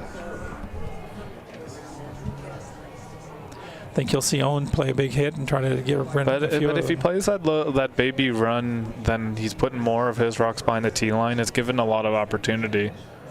Well, you still have 2 behind the 2 in the front. Yeah, but 2 in the back and 2 in the front is a net negative.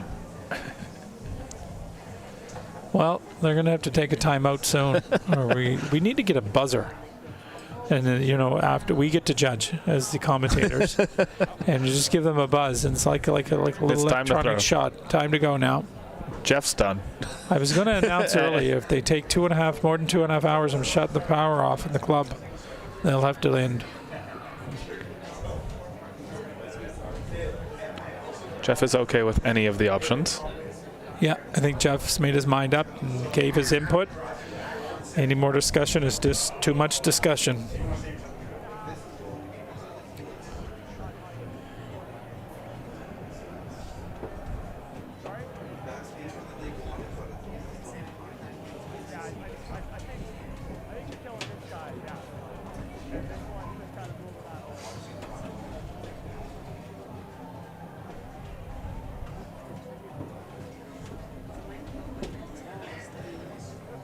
I think a big consideration here is that it's still the second. So he's peeling it out like I thought. He's doing my shot? Yeah, I think he's doing my shot.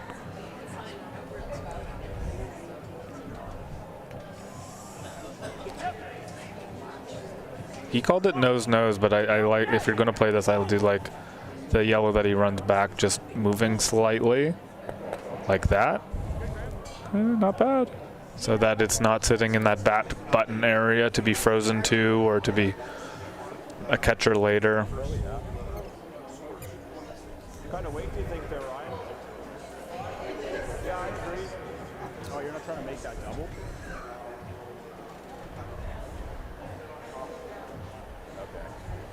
Got to get to the nose here. Hits a nose. It's a good shot, or maybe just slightly off nose, and he should be. That'll have to consider what to do.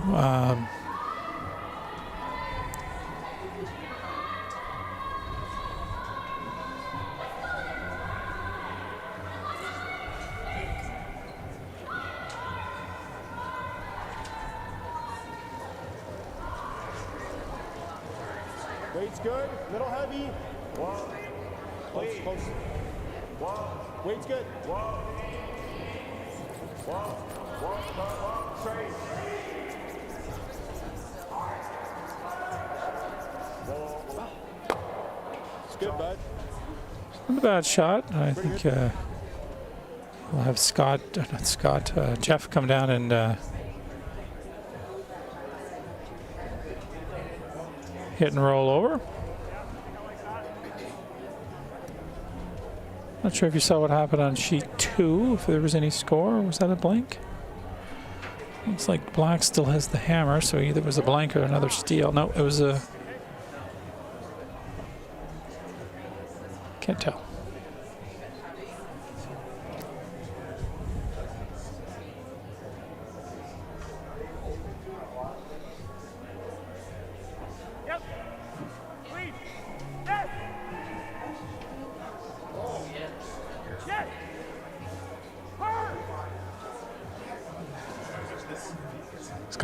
He's got to roll pretty far here. No, he's not going to roll that much. You'll see a double and sit right there. Yeah, that is pretty good. Double and sit in front of the yellow. I think you can make it this way too. I like it the other way. You shoot him. Yeah, it is better to make it this way. Wait, no. Oh yeah. Your shooter could get up under the guard. Right, yeah. No, I think you're just playing it to sit right in front. Like that's best case if you can play it like sitting here.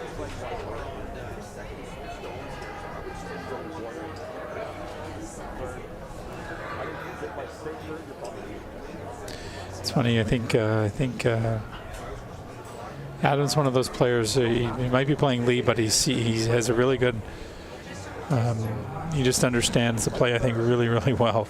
And so sure. Be smart to listen to what he's saying. I think.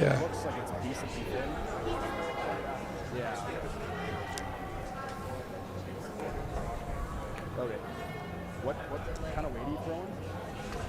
Easy feel, right? Yeah, I wouldn't mind seeing a shade more. I feel like that's min, but.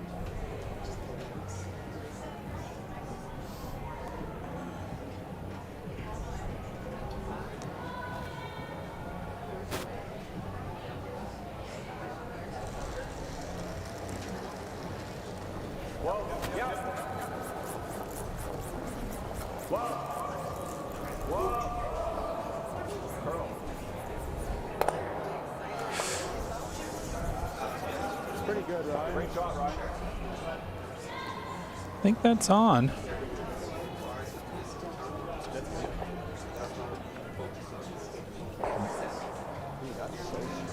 It brings this force into play. It's a very strange force, I will give it that. But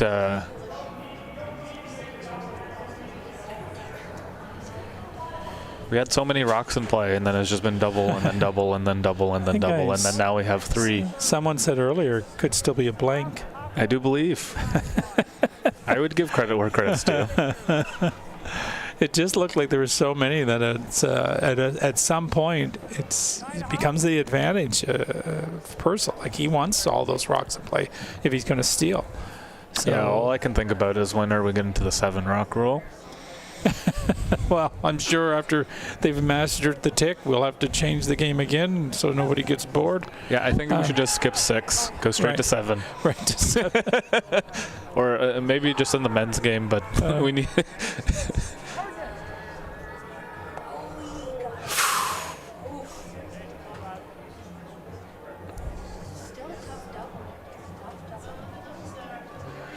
Don't think you're not going to go after the double. They're going to go the little hit and roll in front of it. Yeah, hit and flop. And there's still quite a few, all things being equal. They've got some rocks left. Yeah, just 2 shots for Owen. Hit and flop. Setting him up for a second. Don't need to make it now. You need to set yourself up for the ability to make it the next time. So it looks like Black Constantini must have scored because Black has 2 sitting on the button and forefoot, and she's ripping off the center guards, and so she doesn't have to steal. So it's clear she must have the hammer. So I'm not sure what happened in that end. Even though it's straight here. I wouldn't. No, it's not going to be that straight. I wouldn't. I mean, she's thrown at 6, so that's like you got a ton of movement. Yeah, I like that. All right, 10 and a half. Oh, that's heavy. Wade's good. Yep. Little heavy. Head hard.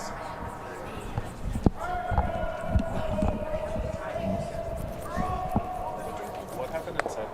What happened inside there? Oh, I was Okay, just got down.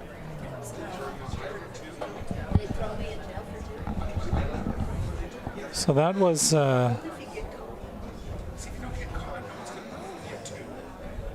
they were going for the hit and flop and didn't quite make it, and then tried to do the hit and roll over and got to the nose, and so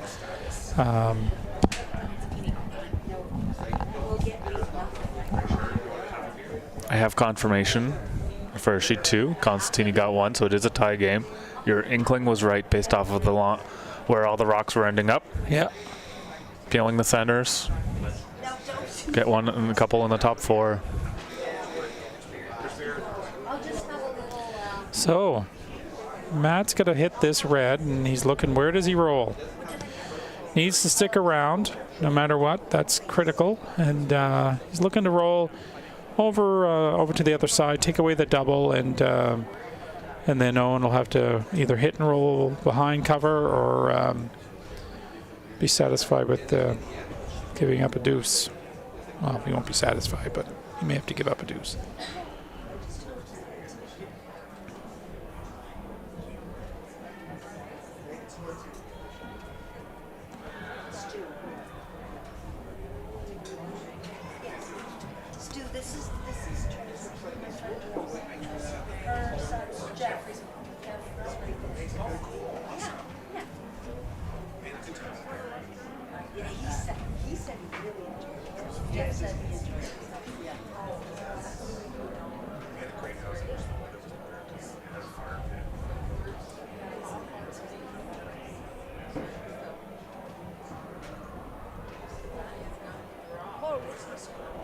Looking good from my end. Looking pretty good. It's got a curl, I think, though. I think it's going to be pretty close. Oh, it's coming over. No, it looks like a nose. So,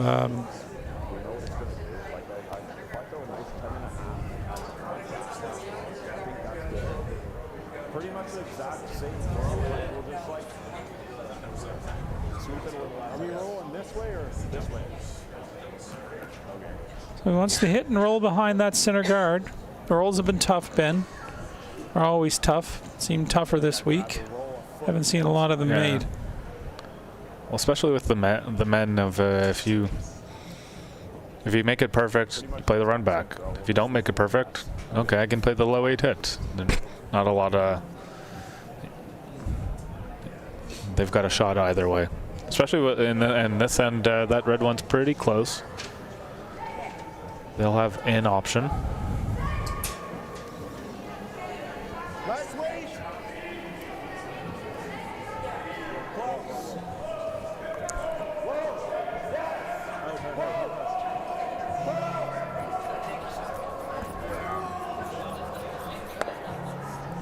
And just another miss on the sweeping there, and it's a struggle. And then so Matt will have a wide open hit for 2 and take a 2-point lead playing the 8th end.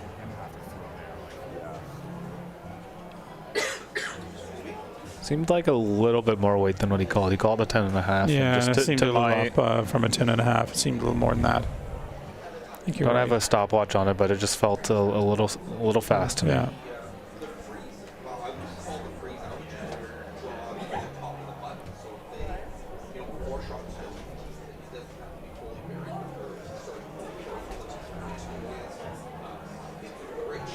Down to Skip Rocks over in Constantini versus Team Black. Constantini put one biting the button back behind the T line. I think Black can see part of it, so she's going to try to hit and roll over. And on this one, Jeff is trying to bring this over. It looks like it should be fine now. No mistake, and flop away, but yep, goodness too. Good deuce for Team Manuel. They'll take a 5-3 lead going into the 8th end. So Owen Purcell's team will be playing all out for a 3, and Matt and the guys will be trying to limit the 1. Kind of like they did in 6. I feel like if we put up our best chance with 3, I would think would be 2 points.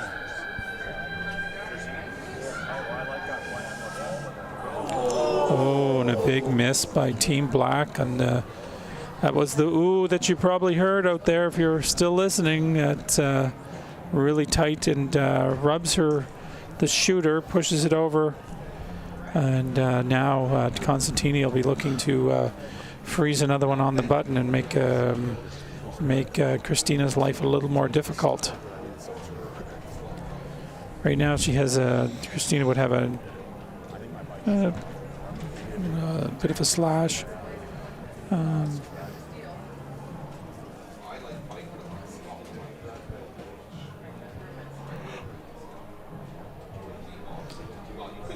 Just a miss on that one. So let's see. Let's play the 8th here.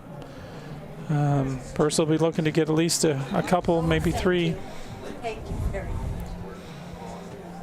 much. We even get drinks are being served downstairs and upstairs, and All you have to do is ask. all you got to do is ask. Everyone's friendly, having a good time.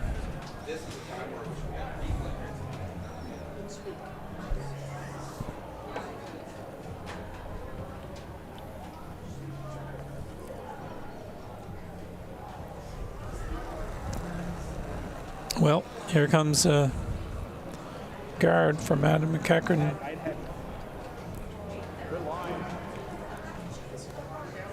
Curl. Got a curl. Real hard, Ryan. Get over there, bud.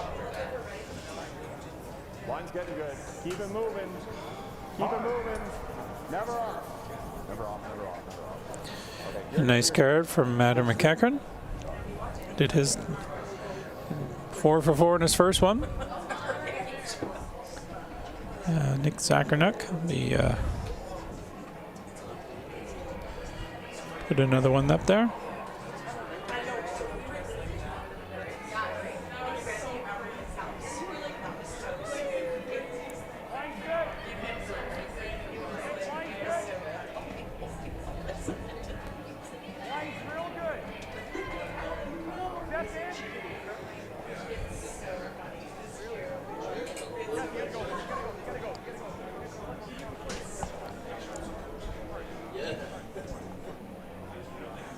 And a good shot. Probably wanted to freeze, but he'll take that.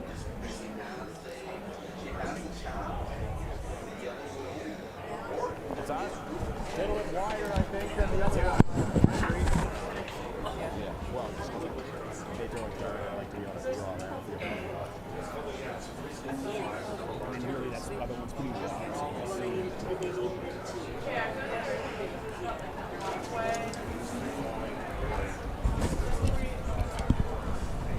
I know you can tune into both games, but we're going to give you a bit of a play-by-play on both. Christina Black is looking at a double, almost the same line where she just threw, so it's there. She can see most of the rock, and another good corner guard by Adam McEachran. So 4 for 4 for Adam on both his shots, so he did his job.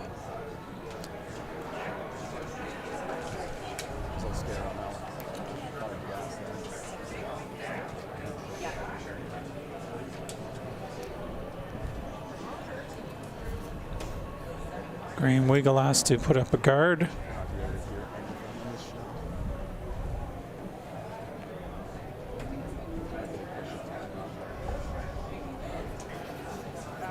Graham filling in again for Luke Saunders, and the must-win win today they made, and now he's in the quarterfinals.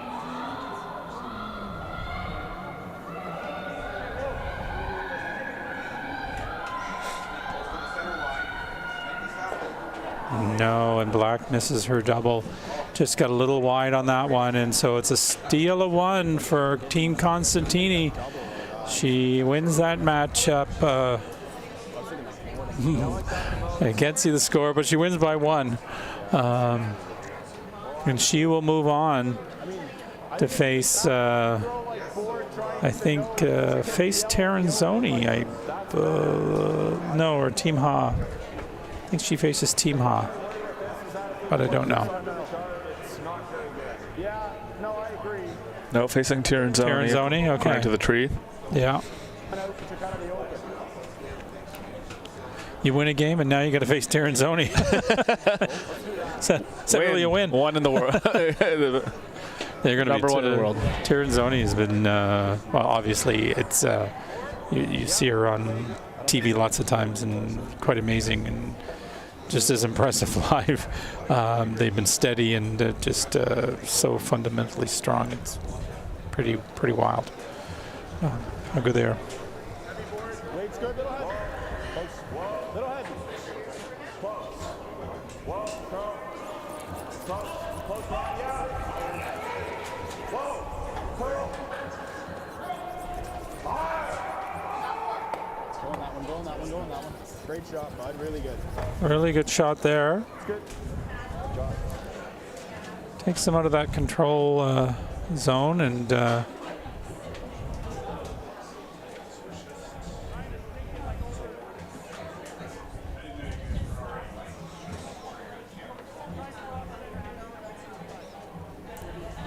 Mats is going to try to keep the pressure on. And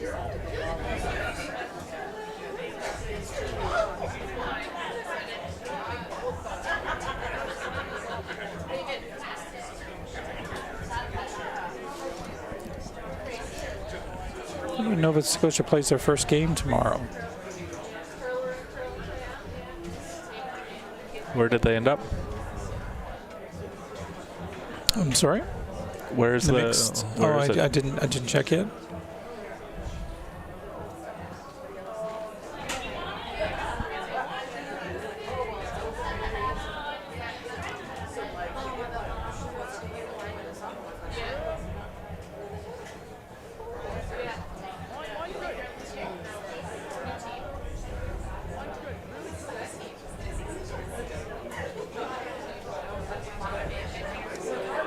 This one's coming. Good shot. I think that's pretty much where he wanted. Very nicely done. So it's in Swift Current, Swift Current. Saskatchewan.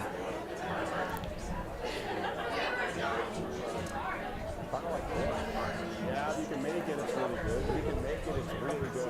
Almost like the same day, too. I got a text from one of my buddies from Saskatchewan today. Yeah, you gotta get curling colleague. But honestly, even if we end up like popping out into the open, it's not bad. Because like that middle's like open. Yeah, and the only other shot I'm seeing is maybe like throw normal or firm and make the yellow red and try and keep your shooter for a corner guard and just move close in that too.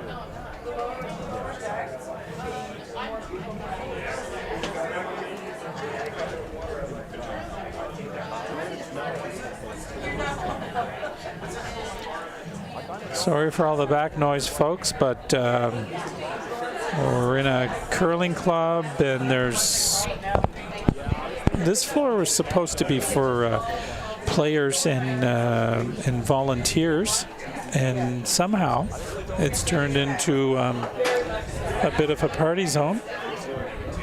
Part of the party zone is around Stu, so I guess we can let him slide on that one.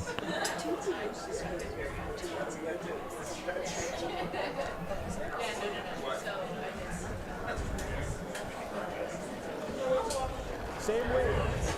Shade more.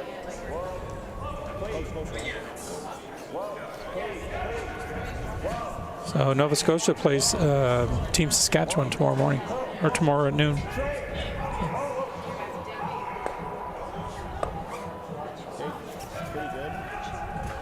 Not a bad shot. That makes things interesting.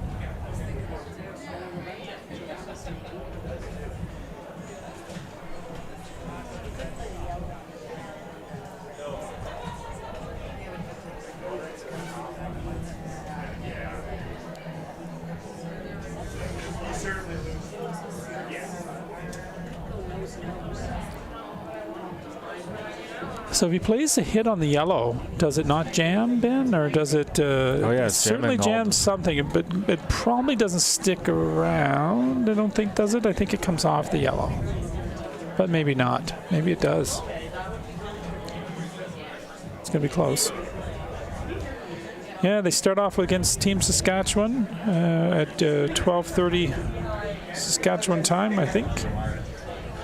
Then they have opening ceremonies, and then they don't play again until Monday at 10 a.m. against Quebec.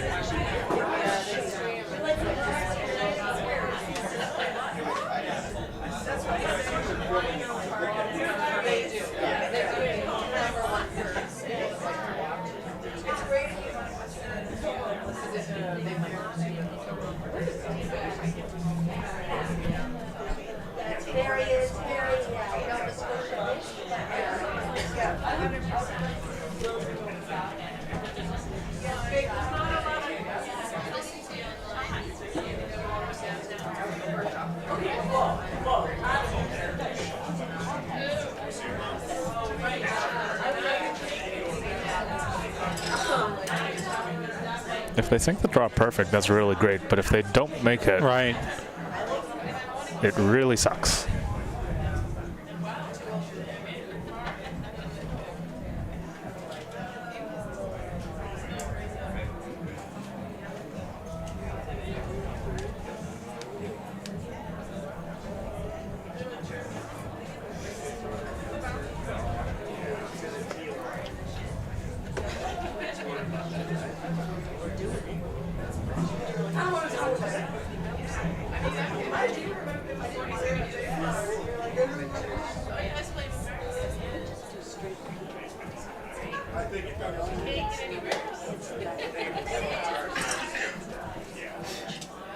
So, not sure what. This is another one where we need that buzzer to tell them to move along. They would have run out, and the game would have ended like a while ago. Yeah. If they were playing in the provincials or the nationals. So, make a decision, move along, in turn, out turn, hit or draw. You don't get a lot of options.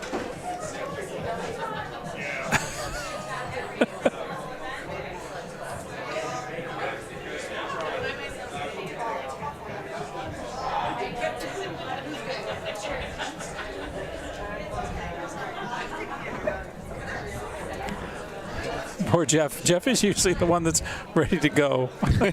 No, he was ready in the hack. He just like, just you tell guys me what to figured do. it. Yeah. I also think that's a bit of a, normally he plays second stone, so Yeah. he's just listening. Yeah.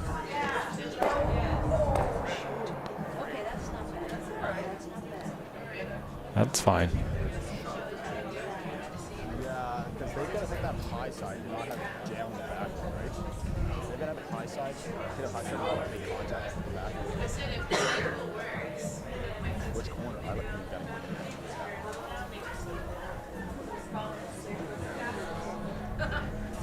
Yeah, I'm just thinking.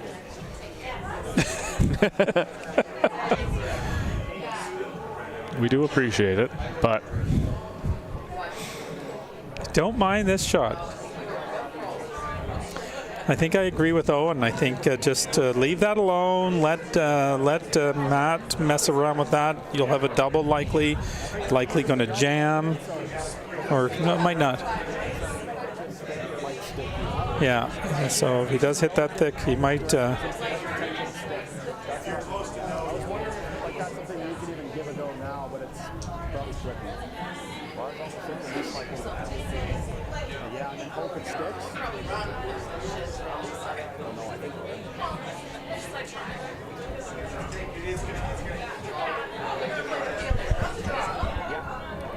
Yeah, let's do it.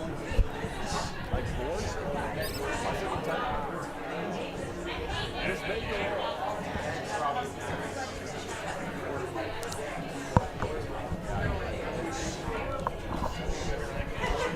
Nose is better than.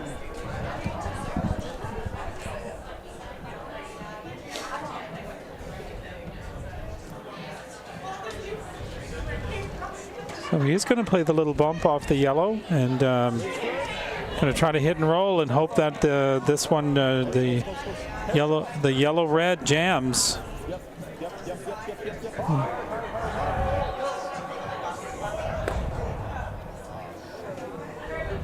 I didn't like that shot at all, to be honest, Ben. I thought the shot was the first go call. to the corner and play that one later. Yeah, I think they talked him out of that. I think Owen's first reaction was to come around. I think Owen was right on his call. I like that for leave that for Matt to mess around with. Yeah, right? Either let Matt deal with it or play it on like Owen's first. Yeah. So if now, you're really trying to get things going. Now a double attempt by Jeff Mayer.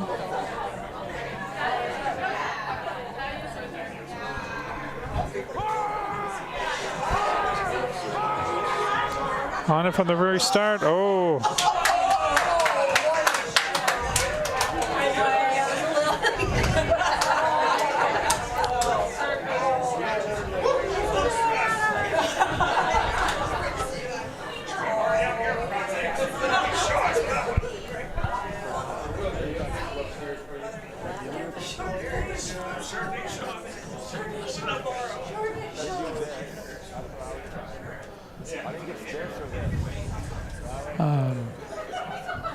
So what are you thinking here?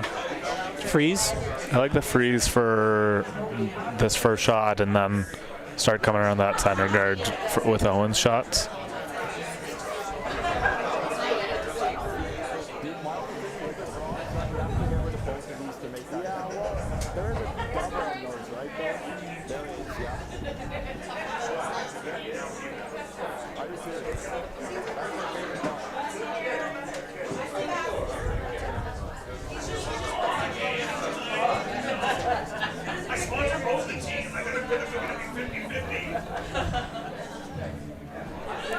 I do like this. Yeah, I think Owen's right. You got to get both of these out of there.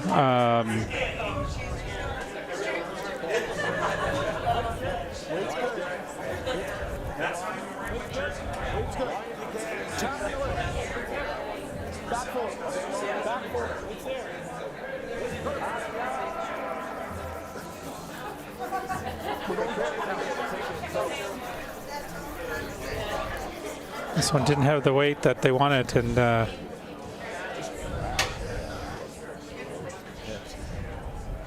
Matt's going to sink another one in there and make Rowan's life real difficult.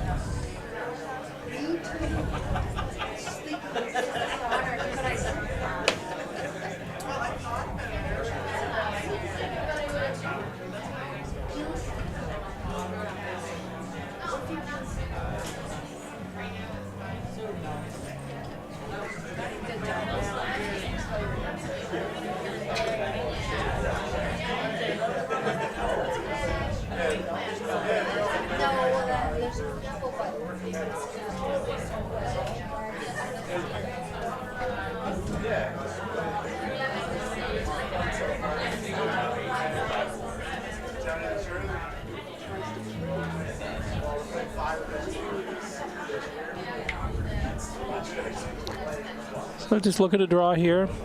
Put lots of pressure on Owen, and Owen's going to have 3 yellow ones he's going to have to get rid of in order to score, get 2 closer than those yellows. But Yeah. Matt's got to be careful. He doesn't want to be too deep on this. And, Going behind the tee line would be a lot here. yeah. And too high is not good either, because Owen then just uses the center line guard, center line, the Yeah, center it's a rocks. double center line guard. Yeah, that's going to be pretty much top 8, top 4.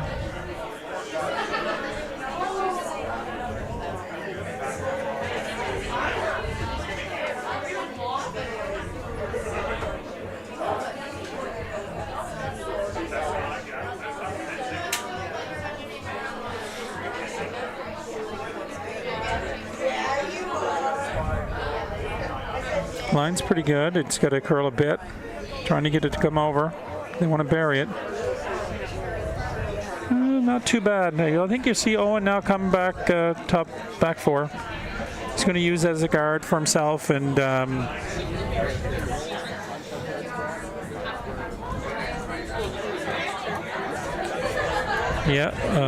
Owen, you would be very, very happy with the 2 right now. I don't think Double doesn't give you much. double doesn't make any sense to me, because then you're going to need a miss from your rock would be wide open, and you're going to need a miss from Matt, and that's just silly. The right shot is to come around, bury behind everything. those 2 yellows. You can afford to be back 4 just the way it curls. You could even have an over curl a little bit past that second yellow one, coming in with the in-turn. Yeah, for sure. And then Matt doesn't have the straight hit, like he wouldn't have it wouldn't be simple. So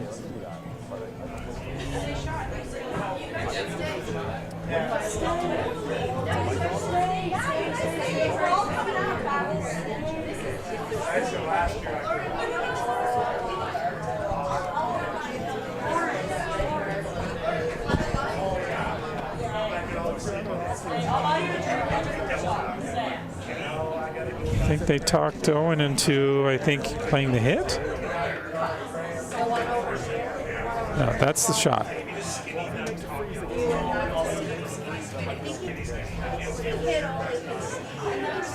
Yeah, I agree with Owen. It's the right shot. It's the right shot. your broom If down, you put Owen. it on the button, that would be perfect. But if you come a little bit deep, put it a little bit behind the tee line, behind all this junk, you're going to have the in off if he makes the perfect freeze.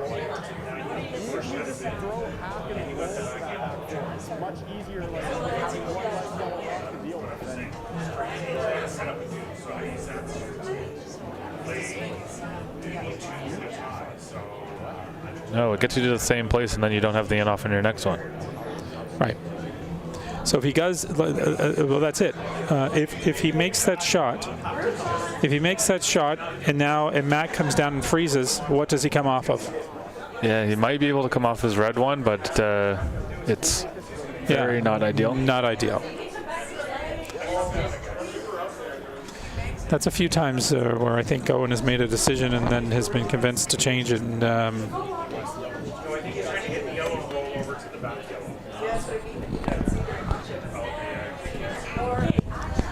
so the winner plays Felix Asselin tomorrow in the semifinals. The other semifinal matchup is John Epping versus Moybrook. Sam Moybrook, who was the 2nd seed.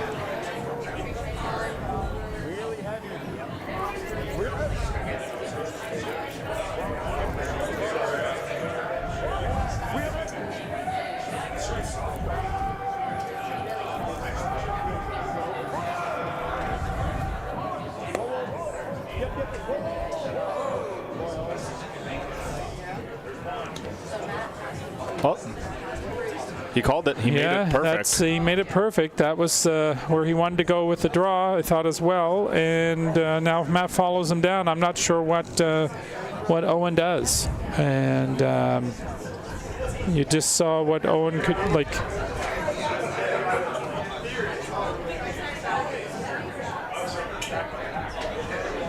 But Matt has to make it first, and or we could be headed into an extra end, Ben. Do we get paid overtime, double time if we're in overtime? I think we decide that. So. Right. I guess 2 times 0. Unfortunately, still a 0. This is quarterfinal Friday night or Saturday night at the Halifax Curling Club. Semis and finals tomorrow at 10 and 2. Remember to turn your clocks back. They tell me that is happening tonight. But if you forget, you're just going to arrive at the club a little early. It's extra hour partying. That's right. Should you so desire. Yeah, come down to Halifax Curling Club. You can sleep in tomorrow. An extra hour sleep.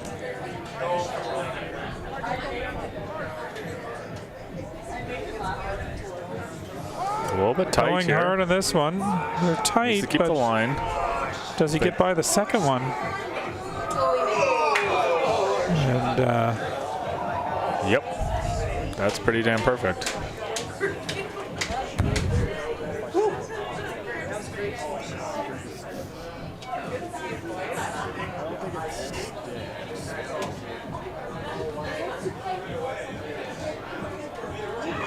well, that was a heck of a shot by Manuel, and really great sweeping by his team, because that Yeah, I'm going to give that one to the sweepers. the sweepers earned that because it just got by the first one and got by the second one.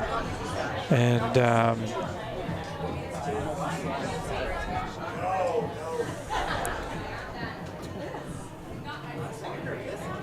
barring a miracle shot, I don't really see much of anything.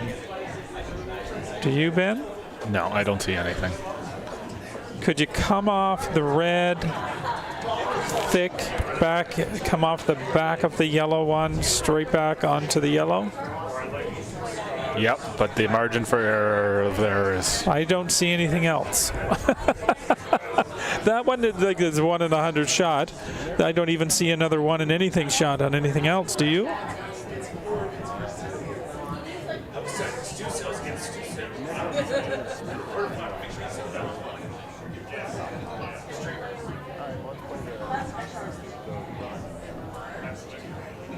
Scott's smiling. I don't think he sees anything.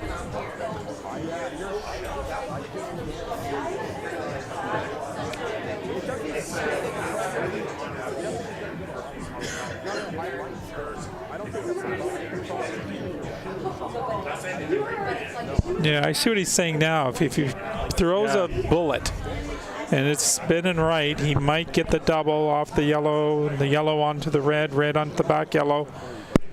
I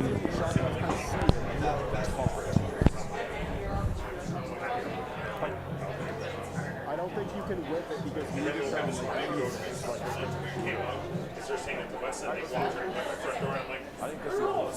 This is one of the ones I just shut my eyes, give her a fling, open her up. They're all about the same. Yeah. So, folks, before we sign off, well, we might go to an extra end, but just wanted to thank you for joining us this evening. And thanks to our sponsors, Steel Subaru, Neon Train, and Stucel's Realty Team, Murphy's Hospitality Group, Prince Edward Island Brewing Company, Crombie Reed, Scotia Square, and the Curling Store. We will be back tomorrow after this one. If we go into an extra end, you stick around for another 40, 50 minutes for an extra end, I suspect. Yeah, the time change might come into we might be relevant. We could in this game. Well, we'd be able to go back in time. But semis are tomorrow at 10 o'clock. So this one is, it will make the curling shots of the year if he pulls her off. Yeah, I hope if he makes this. I think the crowd TSN is a real possibility. Yeah, the crowd will go wild.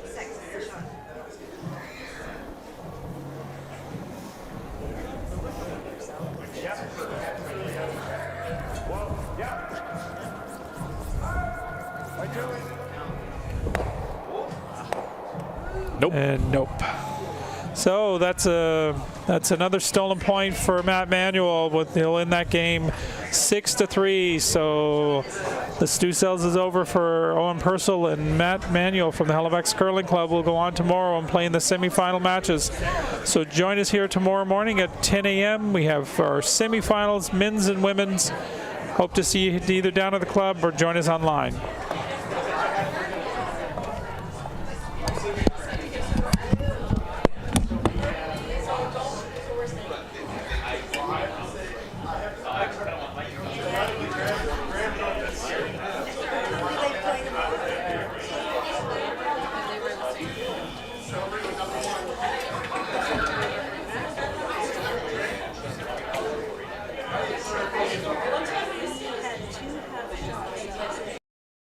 Hey, Stu Cells followers. So everyone knows that the name Stu Cells and curling go together.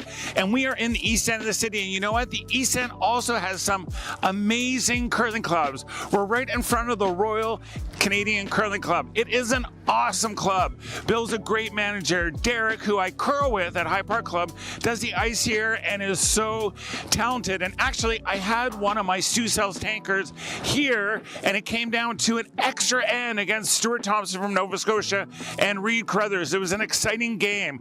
And the East End also has the East York Curling Club. And then if you keep going up, you've got the Granite. So there's a lot on the East End. But you know what? Keep in mind the West End has lost a few clubs. So we need to get involved to get more curling clubs built because everyone loves to curl.